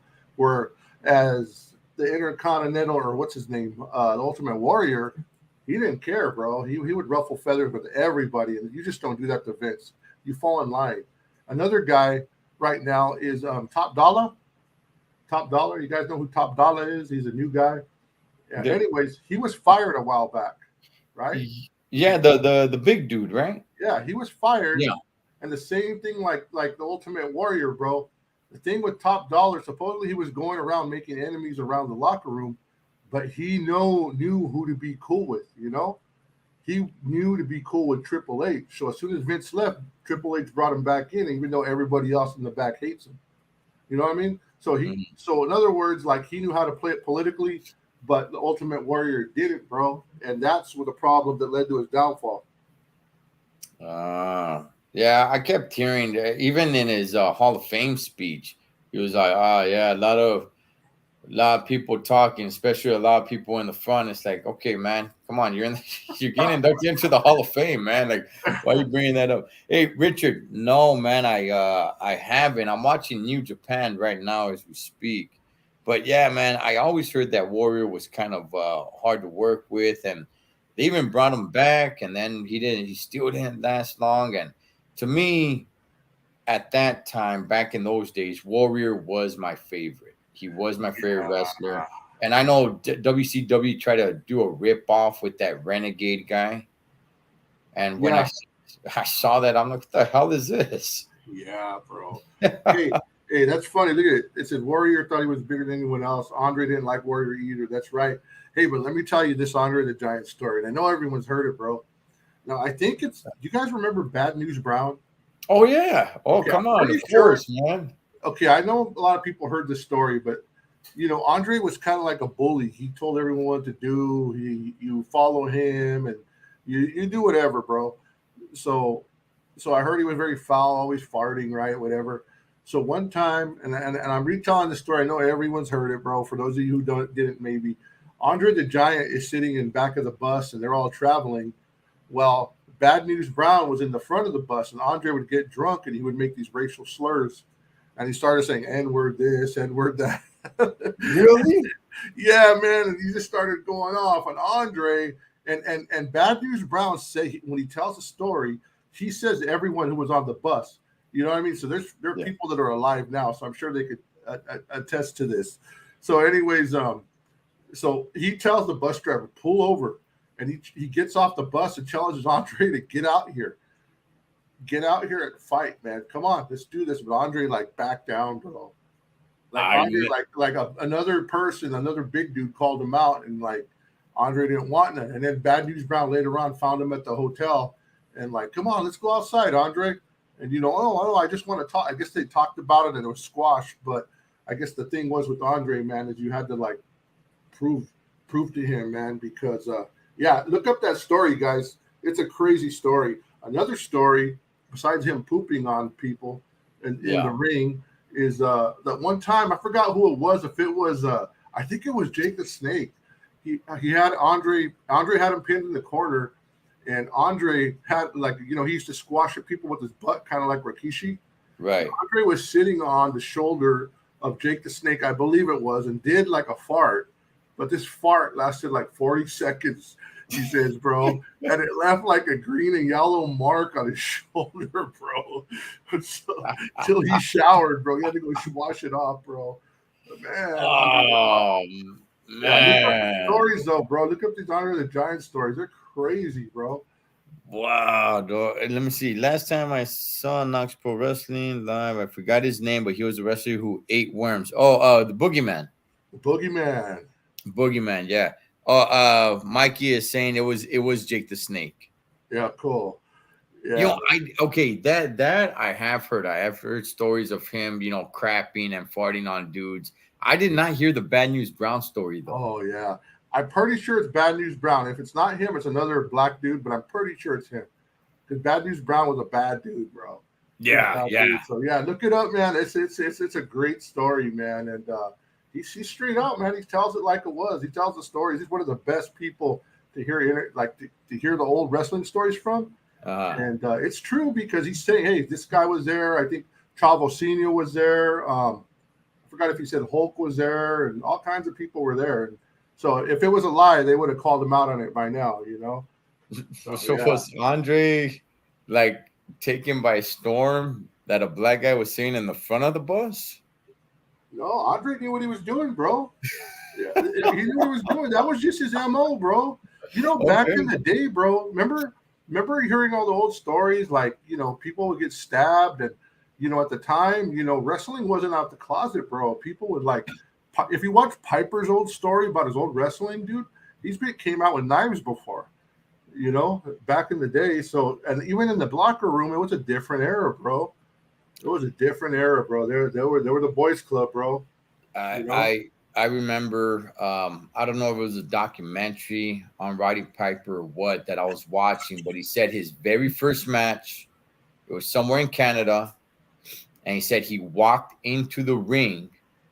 The dude, I don't know if he mentioned his name or not, punches him right in the nose, breaks his nose, and Piper goes down, and the guy pins him 1, 2, 3. And Piper gets up thinking like, what the hell was that? And thinking that, oh man, I'm getting fired. He walks to the back, and the owner of that promotion looks at him while Piper's nose is bleeding because it's broken, and he says, "Great job, kid." Man. Oh man, that's where Nacho Libre got that idea of the movie, man. But yeah, that's crazy. I think I've heard that, bro. Or what about the one where Hulk Hogan went to his first day of wrestling school? First day of wrestling school, he got in the ring and the guy broke his leg on purpose. Man. Yeah, broke his leg on purpose. And so Andre, so Hulk had to get his, spent months in the cast, but he came back. And that's how they knew he was serious. And that's where they started to train him. Ivan Koloff or somebody like that. Well, you remember the show Tough Enough? Of course. Okay, there was a Tough Enough where they had a couple of guys, and the one who won the Tough Enough was like the ex-MMA dude or the guy that said he was an MMA fighter. Well, this was actually on SmackDown. They go into the locker room. They take them into the locker room, and Big Show's like, "What are you guys doing in here? You think you guys have earned it?" And Big Show starts smacking these dudes around like in the face. Wow. And then they take them out to the ring, right? I forgot who it was. Al Snow. He's all like, "All right, come on, guys. Come on. Let's go out to the ring." They all go out to the ring, and he's, I think it was Al Snow. is handing over the mic to each one of these guys, and he's all like, "All right, you guys got to cut a promo." And this is during a SmackDown, right? So the audience is there, and all these guys are trying to cut a promo. And one of the guys gets the mic and says, "Hey, Big Show, I was standing right there. You smacked my boy. I forgot their names. You smacked, we'll just call them Johnny and Nick. You smacked my boy Johnny. You smacked my boy Nick. Well, I was right there, and you didn't do a damn thing. You did not touch me." Ooh. Live, dog, live on SmackDown. Big Show comes down the ramp. Oh no. He comes down the ramp. He points him out. He's all like, "Come here, come here." As soon as the guy gets in striking distance, Big Show smacked him right across the face, man. Oh Lord. It was good. It was good. Was it Hardcore Harley? Oh, Hardcore Harley was rough. Yeah, I remember he made one of the kids cry. I remember he beat the crap out of him in the training session, and he really made him cry. He like broke his spirit, man. Yeah. You remember Nydia? Yeah. You remember Nydia, man? Yeah, back before she was with I forgot who it was, bro. Jamie Noble. Yeah, before Noble. Noble still works there in the back.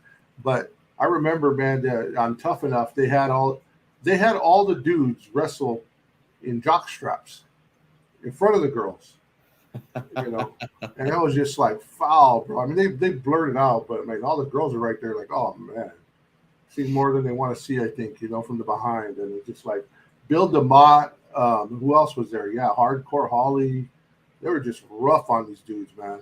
Yeah, Bill DeMont, man. From what I understood, he was just a straight out a-hole. I mean, that was his MO anyway. But apparently, that he really truly was, And yeah, Hardcore Holly was pretty rough. To me, the most entertaining was when Stone Cold Steve Austin picked it up for a season. He did it along with Booker T and Trish Stratus.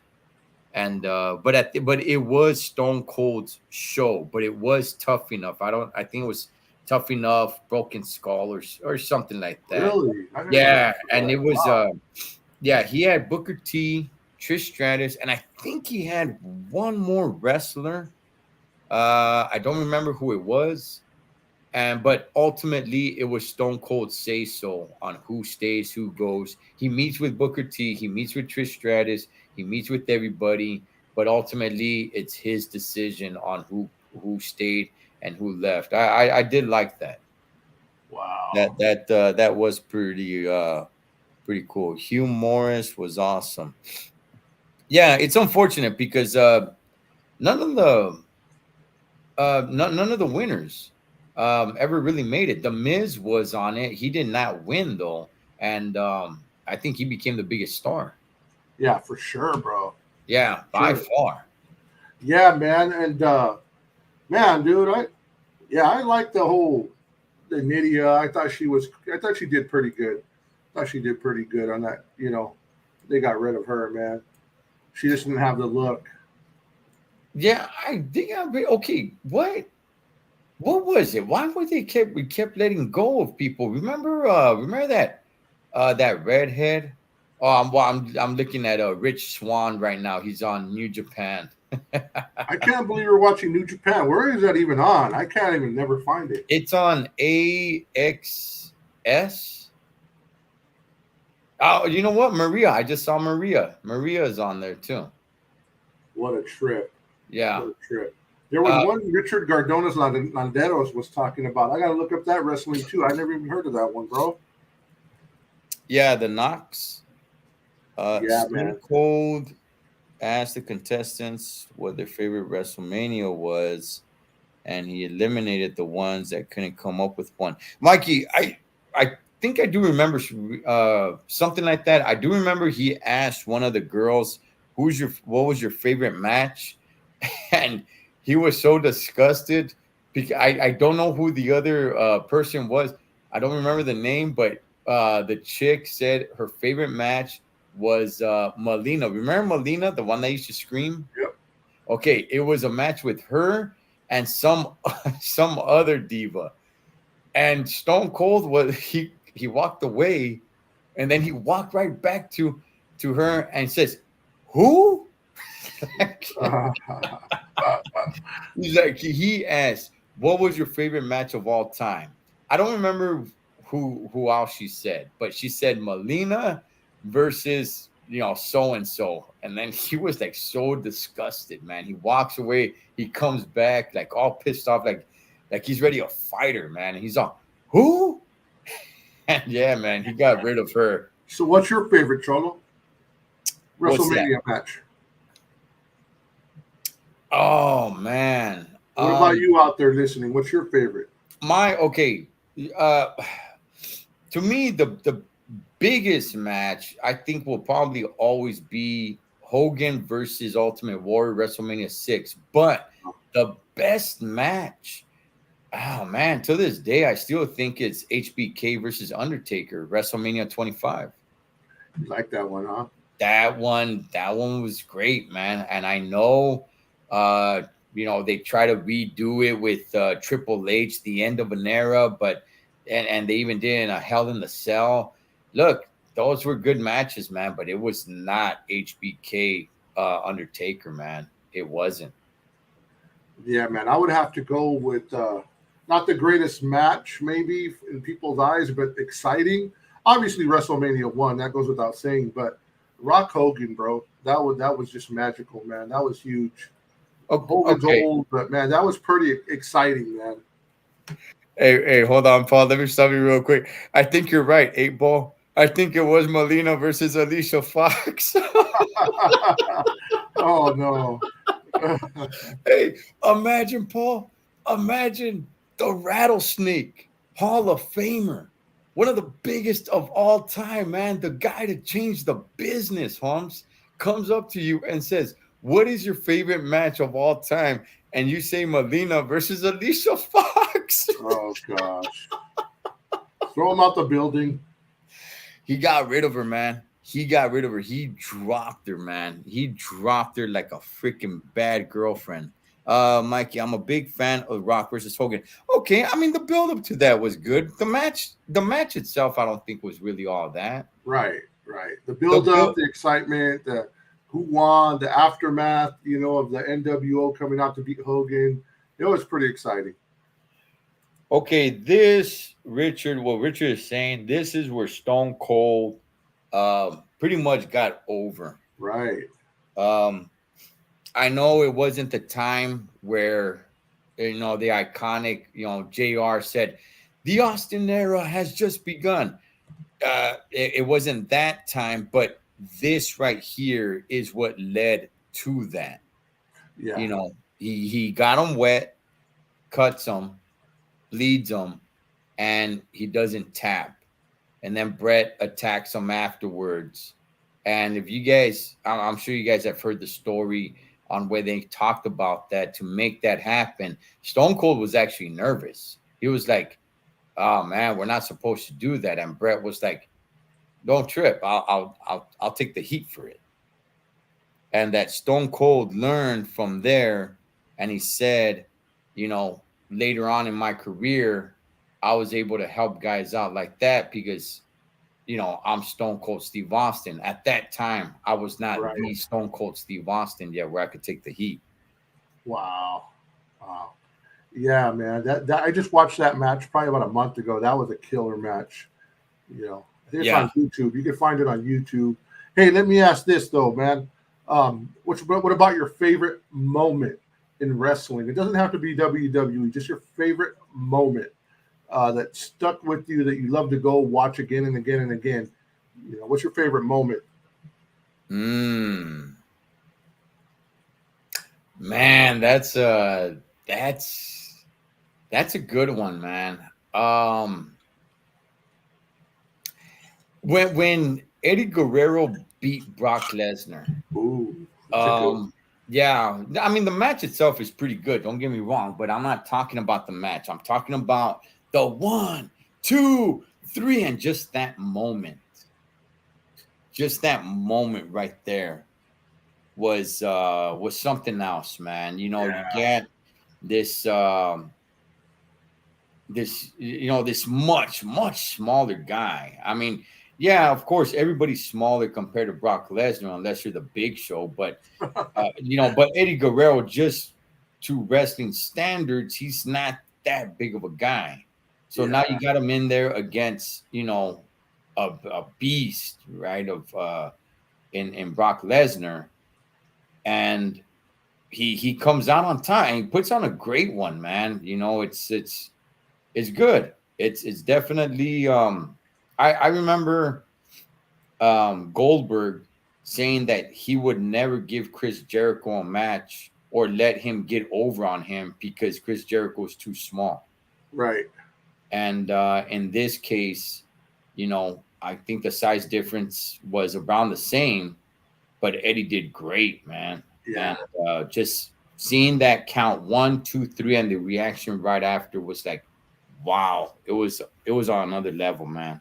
Yeah, and the celebration after that, that's one of those I go back and watch too, bro. The celebration after going outside, going hugging his mom, hugging his brother, who's one of my favorite wrestlers of all time, was great too, man. That's a magic moment. But let me share with you mine. We Go just for it. I always watch the segment with Ric Flair and Jay Lethal, him in the beer truck. Oh yeah, yeah. Hey, what about when Kurt Angle came out in the milk truck? That was pretty fun. Yeah, That was yeah, fun. that That was was pretty hilarious. cool, man. That But was let me tell you my favorite moment, bro, is when Bret Hart comes to the ring. He comes out in his jersey, his long shorts, his Nikes, or whatever it was, and he says, "Hey, Goldberg, get out here. Get out here. I'm gonna beat you." And Goldberg comes out, does his whole entrance, comes out there. Goldberg goes to spear him, and Yeah. Goldberg's laid out. yeah, The Hitman takes off his jersey and he has a steel plate on his stomach, bro. yeah, But yeah, yes, Bret Hart, one of the most underrated, man. He's yeah. phenomenal. That was one of my favorite moments. Yeah, man. I remember that. I do remember that. He spears him, and Bret Hart stood down. He stood down for a while. Yes, Yeah, yeah. Goldberg was knocked out. Bret, it's not like he popped right up. He right. stood down for a little bit, a few seconds, and then he started getting up while Goldberg was still down. And then he picks up his jersey, takes off the not the gold plate, the metal plate. And that was let me see. Mikey says Goldberg sucks. He does not love wrestling. Yeah, I don't think he does. I think he's grown. I think he's grown more to love it, bro, over the years. I think back then maybe it was a paycheck, but I think now, man, it seems like he does kind of love it, And what was a trip? I know we all know about the fight in the locker room between him and Chris Jericho. Mhm. But Goldberg, for the first time, just did an interview with Chris Jericho. I haven't watched it, so I want to see if they talk about the fight. Okay. Hey, I'll give you my favorite moment, Paul. Shoot. I might get the name wrong. Googling Gobbler. Oh, the God, yeah. Yeah, man. The Survivor Series when Yeah. when the egg hatched open Yeah. and you had that stupid chicken or rooster just coming out dancing. Yeah. But here's no. But here's the thing, and I'm joking on that one. But where I'm not joking is if you guys remember that Mean Gene Okerlund, he runs to the ropes and he falls.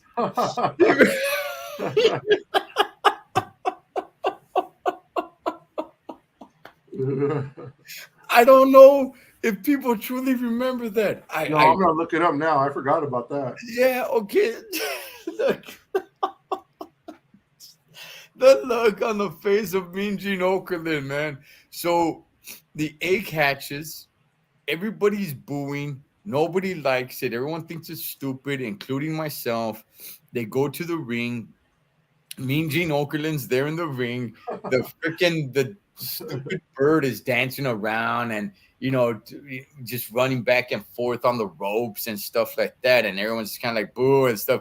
And he pumps up Mean Gene to do the same.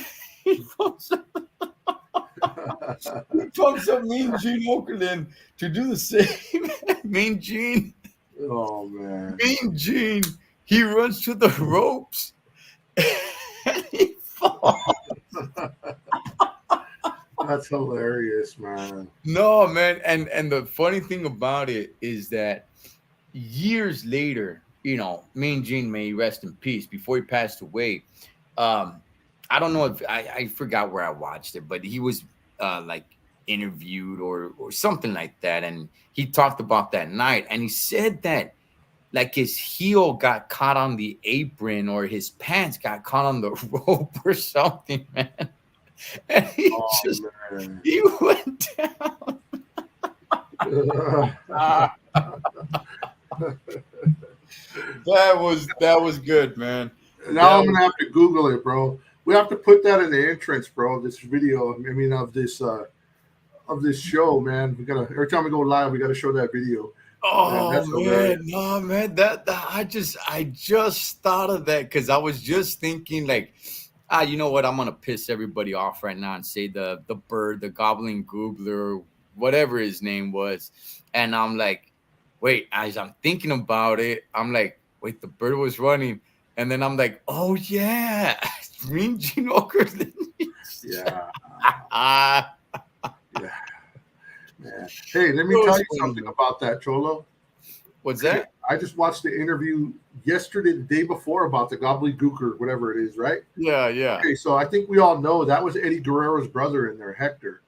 Oh, I didn't Another, know that. yeah, that was Hector. Hector Guerrero. He was one of the guys at the Olympic Auditorium when I was a kid, right? He looked Mm. just like Eddie, bro, just like Eddie. But anyways, so he was a gobbledygooker, and Vince told him that the gobbledygooker idea was going to be they were going to put an egg in the ring, and people would start cheering, ah, rah, rah, and the egg would start to crack, and he would come out, and he was going to be like the San Diego Chicken. That was Vince's idea. He was going to be like a mascot, but just the people hated it so much, man. They hated it bad, bro. So that's the history of that, man. So, but they told Eddie Guerrero's brother that this is going to be for the kids. That's the only reason he did it. But man, it started getting heat. Yeah, man. Oh, yeah. I mean, till this day, I think everybody was let down, man. That was something else, man. I think but Mean Gene Okerlund taking a spill was the funniest thing. Yeah. I'm gonna rewatch it when we all get done here. I'm gonna rewatch it, and then Richard brings up a good one when Stone Cold put the cement in the Corvette of Triple H. That was a good one. Oh yeah, yeah, yeah, yeah. And it broke the windows. Yeah, man. During that time, I mean, what's so you can't do a lot of that stuff today. I know they're getting away from like the PG a little bit and going a Right. little bit more, not complete attitude era, but I still don't think, when you think about like DX and stuff like that, all the sexuality that they had with it and everything, Right. I don't think they can do things like that. But No, me too. Me too is here, bro. It'll never work. who was the British guy on the old school shows with Vince and Bobby the Brain? Oh, Lord Alfred Hayes. Oh, yeah, he always wore like a red coat or like a burgundy coat. Yeah, Am Lord I thinking? Alfred Hayes, man. Yeah, Lord Alfred Hayes. Yes, yes, yes. Much better than the British guy that they got today. I don't even know his name. That guy sucks. That guy sucks. Oh Eight man. Ball says, I remember when Vince was ECW champion with the do rag. Oh, talk about racist. That was That was when they had started their ECW that didn't work, man. That was man. There's a documentary on that. Have you seen that, Paul? I've seen one. It's been a while though. Yeah, it's basically how the ECW, not the original ECW, but the WWE ECW, the rise and fall of it, like how it Yeah, just I've seen that one. The Rise and Fall of ECW. yeah, Yeah, yeah. That yeah. what a just completely dog. I mean, they just ruined it. Val Venus, I think Hey, he was cool, man. I liked him. yeah, I liked Val Venus. I think he got a little bit of heat because I did hear a couple of people say that he was a ripoff of Ravishing Rick Rude. A little bit, but they were so different in two, bro. Yeah, Okay. I Yeah. guess. But you know what I wouldn't like, speaking of Vince McMahon, is like him doing that, becoming the ECW champion. A lot of times he would do stuff to bury his old competitors, like Eric Bischoff, or like Roddy Piper. When he would bring him back towards the end of Piper's the Piper he would have the Piper would have the Piper's pit, and Vince would come out and just berate Piper. Oh, you look like hell, because Piper had gotten heavy. Yeah. Just like he would interject himself in Piper's pit and stuff. Or like when Sting, who was it, Sting? Or was it, I think it was Sting, when he came back, when he came over to WWE and they had Triple H go over on him. It was just like he just again and again would have people buried who formerly he didn't get along with. So that's his company. I guess he could do that, right? Yeah. I mean, I mean, I guess at times he was a bully, Yeah. but I mean, it was his company. Hey, Paul, let me ask you this. Okay. There were talks, many talks. As a matter of fact, I think they even got the cast together to film a movie about Vince McMahon.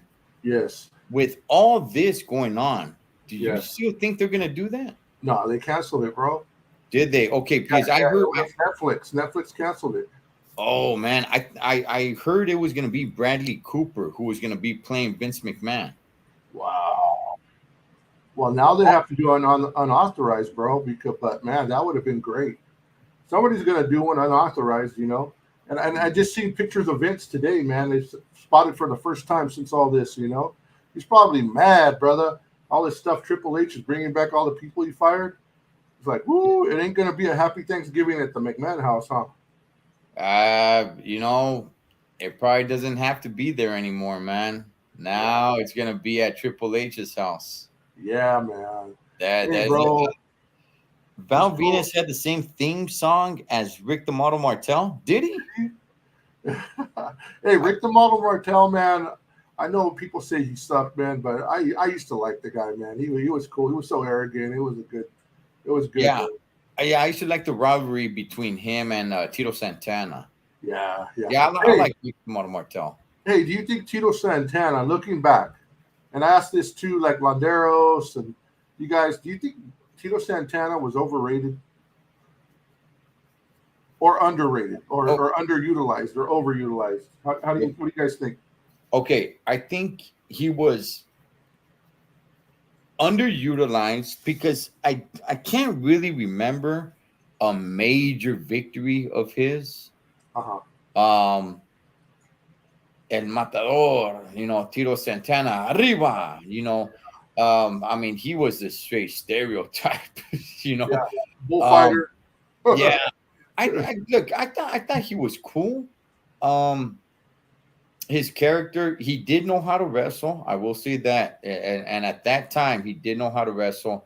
But I don't know, man. Can you name me any, big matches that he won? Or I think he had the IC title, bro.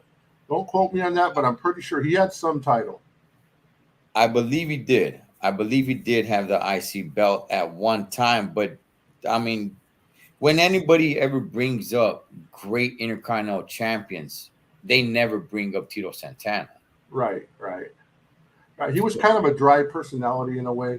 Arriba! And he would say a few words and, whatever. But I remember that was a big moment too. Yeah, Rich, that was a big moment when Shane came out and they bought ECW. That was huge, bro. That was huge. And behind the curtains, man, the people there that night, the wrestlers did not know that the purchase had been made. So they started seeing Shane walk in the back room, in the locker room, and everybody was like, what's up? And so a lot of it was kept under the wrap, man. That was crazy. Yeah, Richard saying Santana was good, but he was never that guy who was in a huge main event. Yeah. I can't really. I remember him, and I can remember, the rivalry they had with Rick the Model Martel and probably a couple of other matches, but I can't remember really his matches. I can remember his moves, the flying forearm, but I can't really remember, key moments of him. Yeah, and you want to know who else I forgot, bro, to bring up, bro, regarding commentary and one of my favorite wrestlers of all time and color commentary, Jesse the Body Ventura, man. I used to really like Jesse. He was pretty Yeah. cool back in the day.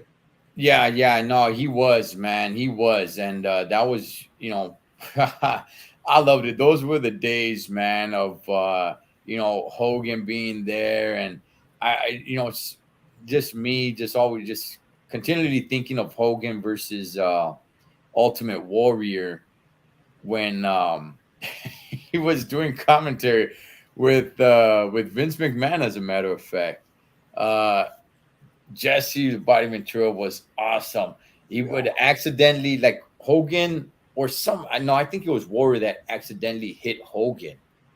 And then Jesse the Body Ventura, I knew it. And then Vince McMahon said, you knew what? I knew these two couldn't get along. And Vince McMahon would be like, oh, stop it, Jesse the Body Ventura. That was an accident, and you know it. It didn't look like an accident to me. He meant to do it. He's a backstabber. I told you. I knew it. Like it was, it was great, man. Vince was kind of like the Saxton back then. He was kind of like Saxton.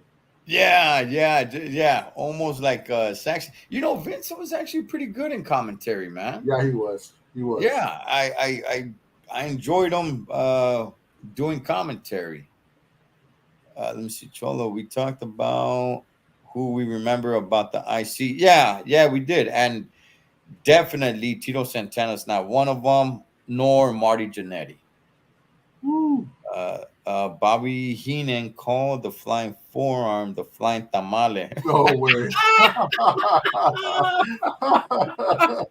That's hilarious. Oh, that's a good one, man. It was so racist back then. Scott Hall should have gotten a title run. Yeah, for the main strap. Yeah, I mean he was doing pretty good with the IC strap. His match will always reign supreme. The ladder match for the Intercontinental Championship with HBK. But he never got the major strap. And he was bigger. He was bigger than most people too. I mean, as far as over, he was bigger. But really, some people don't need the strap. And man, but he was definitely over, bro. He was huge. And even going on to the NWO, man, that was dope too. Did he ever get a strap in WCW? Oh, I don't remember. Okay. I want to say yes, but I don't want to misquote. Jesse was awesome. Color commentary always tells the story. Gorilla, no Gorilla. Okay, Mikey's saying no, that Scott Hall never got a strap in WCW, and that just kind of goes to show what he was able to do, because he was always relevant. Yeah, and also in WCW, a lot of his demons came out too, so that could be another reason. I remember Kevin Nash got the strap. Remember? Yeah, and there was the whole controversy when it was supposed to be him versus Hogan, and they're really beefing, and then they're buddies, and Nash just takes the dive on purpose. And Hogan wins, and then they're laughing after. Hey, man, that got heat on them. Everybody booed. Nobody liked it. I liked it, bro. Did you, bro? Yeah, I loved it, man. Because I was Team Hogan, and I was like, oh, man, it's a work. Yeah. I loved it. I still go back and rewatch that sometimes. Hey, okay, Richard, are you serious, man? Did he really say that? I mean, I remember Bobby the Brain Heenan calling matches. I don't remember. Or maybe it just kind of went over my head or whatever. The Mexican jumping bean. That is insane. I could see. You know what? Hey, man. Hey, Richard. I want to say, let's try to look for it. But I'm pretty sure that was Jesse Ventura saying all those statements. I could be wrong, bro. I think Jesse Ventura would bang on him that way. I'm not sure though. Yeah, I think I do remember Jesse Ventura saying stuff like that. I think so. Okay, who should have ended the streak of Goldberg?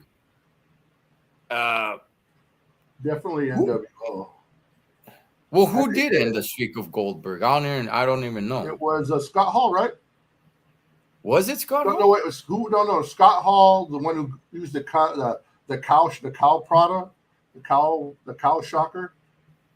Was it somebody? It's either Scott Hall or Kevin Nash, and they shocked him. They shocked him from outside the ring with it, and he went down and they pinned him. I forget which one. Mikey's saying not a lot of filters back then. No, no, not a lot of filters back then, man. And today, yeah, you can't, you know, you couldn't say things like that today, man. I don't know. I don't know. Okay, let me see. It was Spider 509 says it was Kevin Nash who ended. Okay, Okay, okay. so that I means didn't remember who ended it. that means Scott Hall is the one who hit him with the cow shocker. Then, you know. Okay, okay, all right. Speaking on that, right? That streak. I remember when Tatanka was undefeated, and when he first got his loss was from that guy Lou Big Borga or something like that. Uh-huh. He hits him in the back with a chair, and Tatanka was undefeated, and Lou Big Borga or something like that. Right. He pins him with one finger on his chest. He gets on a knee.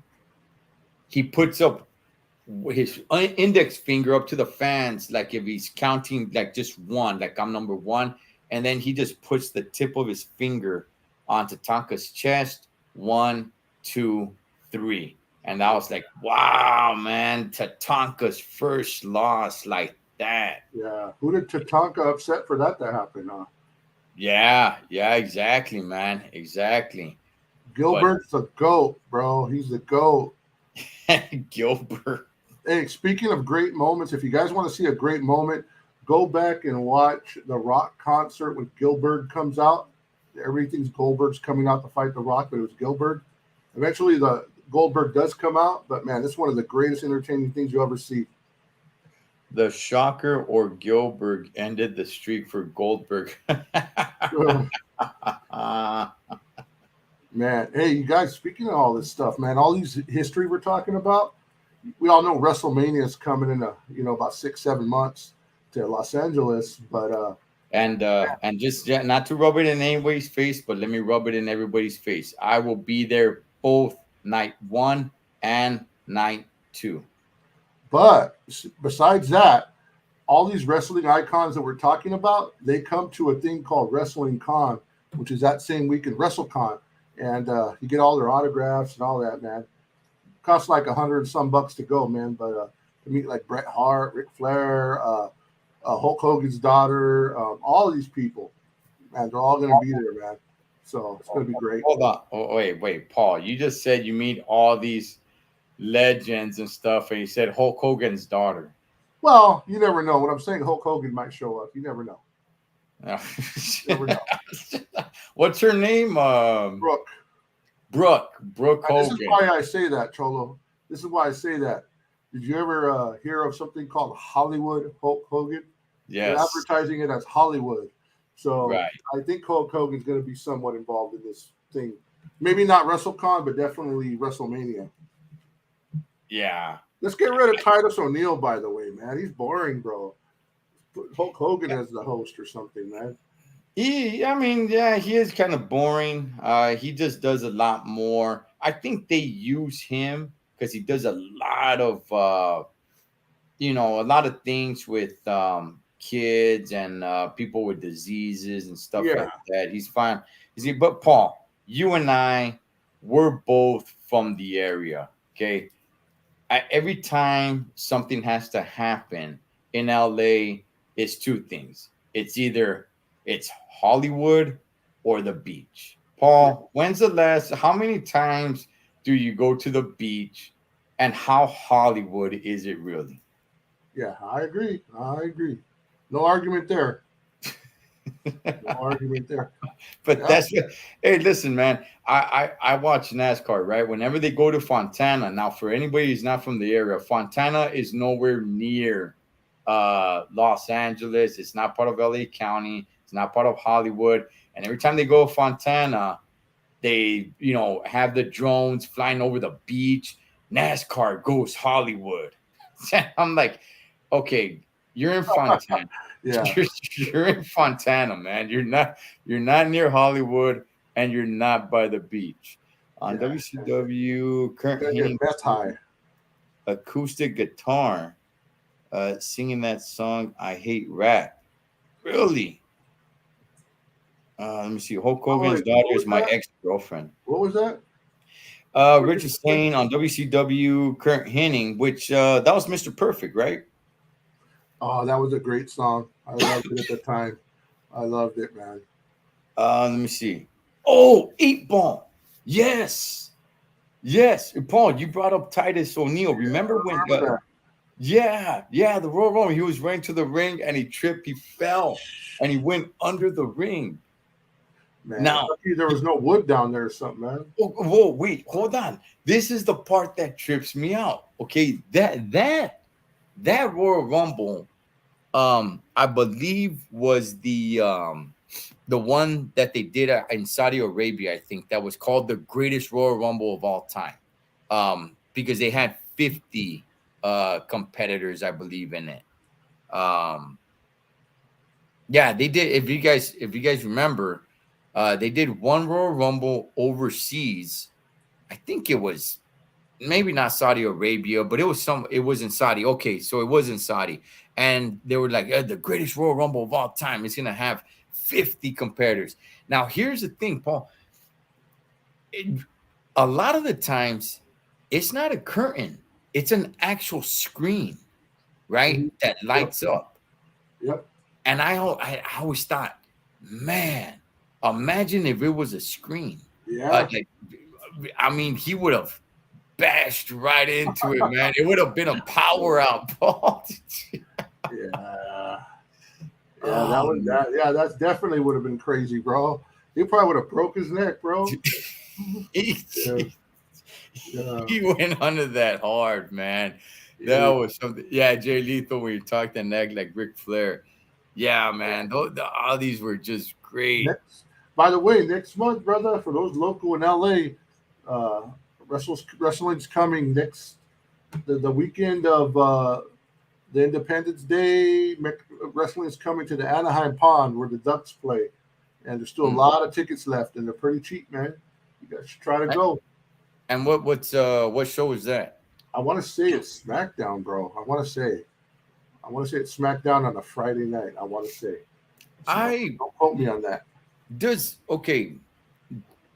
Does Monday Night Raw ever hit in that area? Does Yeah, Monday Night Raw ever hit anywhere outside of crypto.com, which used to be called Staples?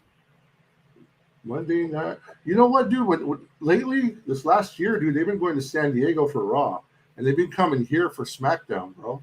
Okay, because Toyota Arena in Ontario and the Pond, which is now Honda Center in Anaheim, I've always just seen SmackDown there. I don't remember Raw ever touching there.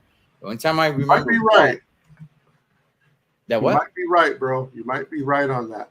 Yeah, I think Raw only hits actual downtown LA at the Staples Center, which is now known crypto.com. Yeah, I went to the last one there, and it was the SmackDown. The SmackDown, and in fact, I just checked on it. Anaheim's going to be SmackDown. Okay, yeah, I went to the man, what was it? The 100th SmackDown, or what was it? 1,000? I forgot. But a lot of big timers were supposed to be there, and they were. The ones that weren't there was Undertaker and John Cena. But I did get to see the Hulkster come out and Ric Flair, and it was cool. It was cool. And I saw the Survivor Series there, the one not from last year, but the year before. Man. Hey, speaking of the one in Anaheim, They're advertising. This is a sad. No wonder tickets aren't selling. They're advertising McIntyre, Xavier Woods, Kofi Kingston, Natalia, and the Usos. You know, That's none it. of the major superstars are going to be there supposedly as of right now. They're advertising This is for what now? for the one coming in Anaheim. Orale. For the Yeah, one that's coming in not. I Anaheim. mean, that's not really a big seller, man. If that's all they're advertising. I know, dude. Why we might as well watch it on TV, right? Yeah, exactly. Benny says WWE really don't come to Denver, maybe once or twice a year. You know what? Well, But they go there for super shows, bro. They do Sunday night super shows where they have Raw and SmackDown together. I'm always following that because I'm always down to take a ride. I'm like, man, if they're coming to Colorado, man, hey, man, I can get there in what? In a little bit? well, I look. I will say this. Okay, maybe things might change now, but Vince always he never forgot about what happened to them in Denver. If you guys remember, they were supposed to hold shoot. I think it was a SmackDown, maybe a Monday Night Raw, possibly even a pay-per-view. I'm not really sure. It was quite a few years ago in Denver. But the Denver Nuggets had made it to the playoffs. Oh no. And the owner canceled on Vince like just days before because apparently he didn't think that the Nuggets were going to make it to that round.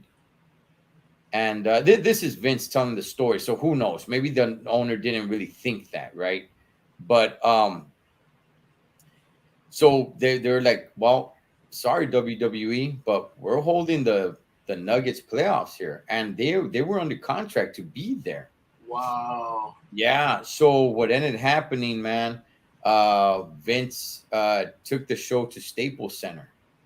Oh wow. And I remember the main event. I think it was a Monday Night Raw.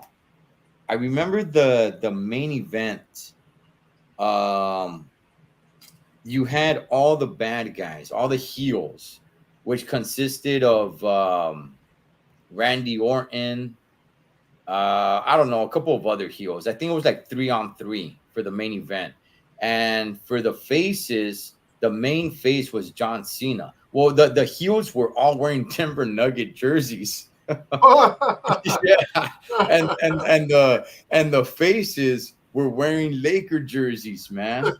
And it was crazy because I do remember Vince being interviewed, and he was like, "You don't treat people like this. You know, if something was going on, you could have called me. You could have contacted me. We could have worked something out." He made it seem. Now this is Vince telling the story, so I don't know. I don't want to just take his word for it, Right. but he made it seem like they showed up and they said, "Charlie, sorry for the inconvenience, but we can't have it." That's how he made it seem. Those weren't his words exactly, but he made it seem like you could have contacted me and we could have worked something out. And it kind of painted this picture to me, like, okay, so did you guys show up? And he said, "Sorry, but we're having the playoff game." Like, that's how it kind of came off. Right. And yeah, so Vince kind of he held that, man. So I don't know how crazy he was about Denver after that, because I remember him saying things like, we'll never go back there again. Of course they've been back there, but Yeah. okay. And then yeah, man, you know what? We gotta take his bench with a grain of salt because remember in the Montreal Screwjob, he has his story too, man. But I'm still on team Bret Hart, man. So hey guys, but I gotta run, man. Have fun. I'm gonna leave you guys for now. But take care, man. Thanks. And please subscribe, man. Share the channel. Appreciate it. I'll see you, Cholo. Yeah. All right, big dog. Have a good night, All man. right. Have a good one. All right. And And if Pablo's gone, I'm going to get out of here too. We've been at it for over 2 hours, man. Also, during 9/11, when All Sporting were canceled and Vince still showed Raw live. Yeah, man. They were the first. To come back and still perform after 9/11, man. And that rings volume. You know, it really does, man. Especially at that time. I don't know if people actually really remember the feeling at that time, but it felt good. It felt good to see the WWE get back to it and do their thing, man. Okay, listen, everyone. Vince McMahon always tells the truth. Hey, with that, guys, I'm gonna call it a night too. Shout outs to all my junkies out there. We're junkies, baby. We're not normies. That's what I call normal people. Normal people, that's weak. That's boring. Be proud of being a junkie. There's nothing wrong with us. There's something wrong with everybody else. Remember that. We're not the problem. They're the problem. Troll Trucker Wrestling Rehab. I'll catch you guys next time.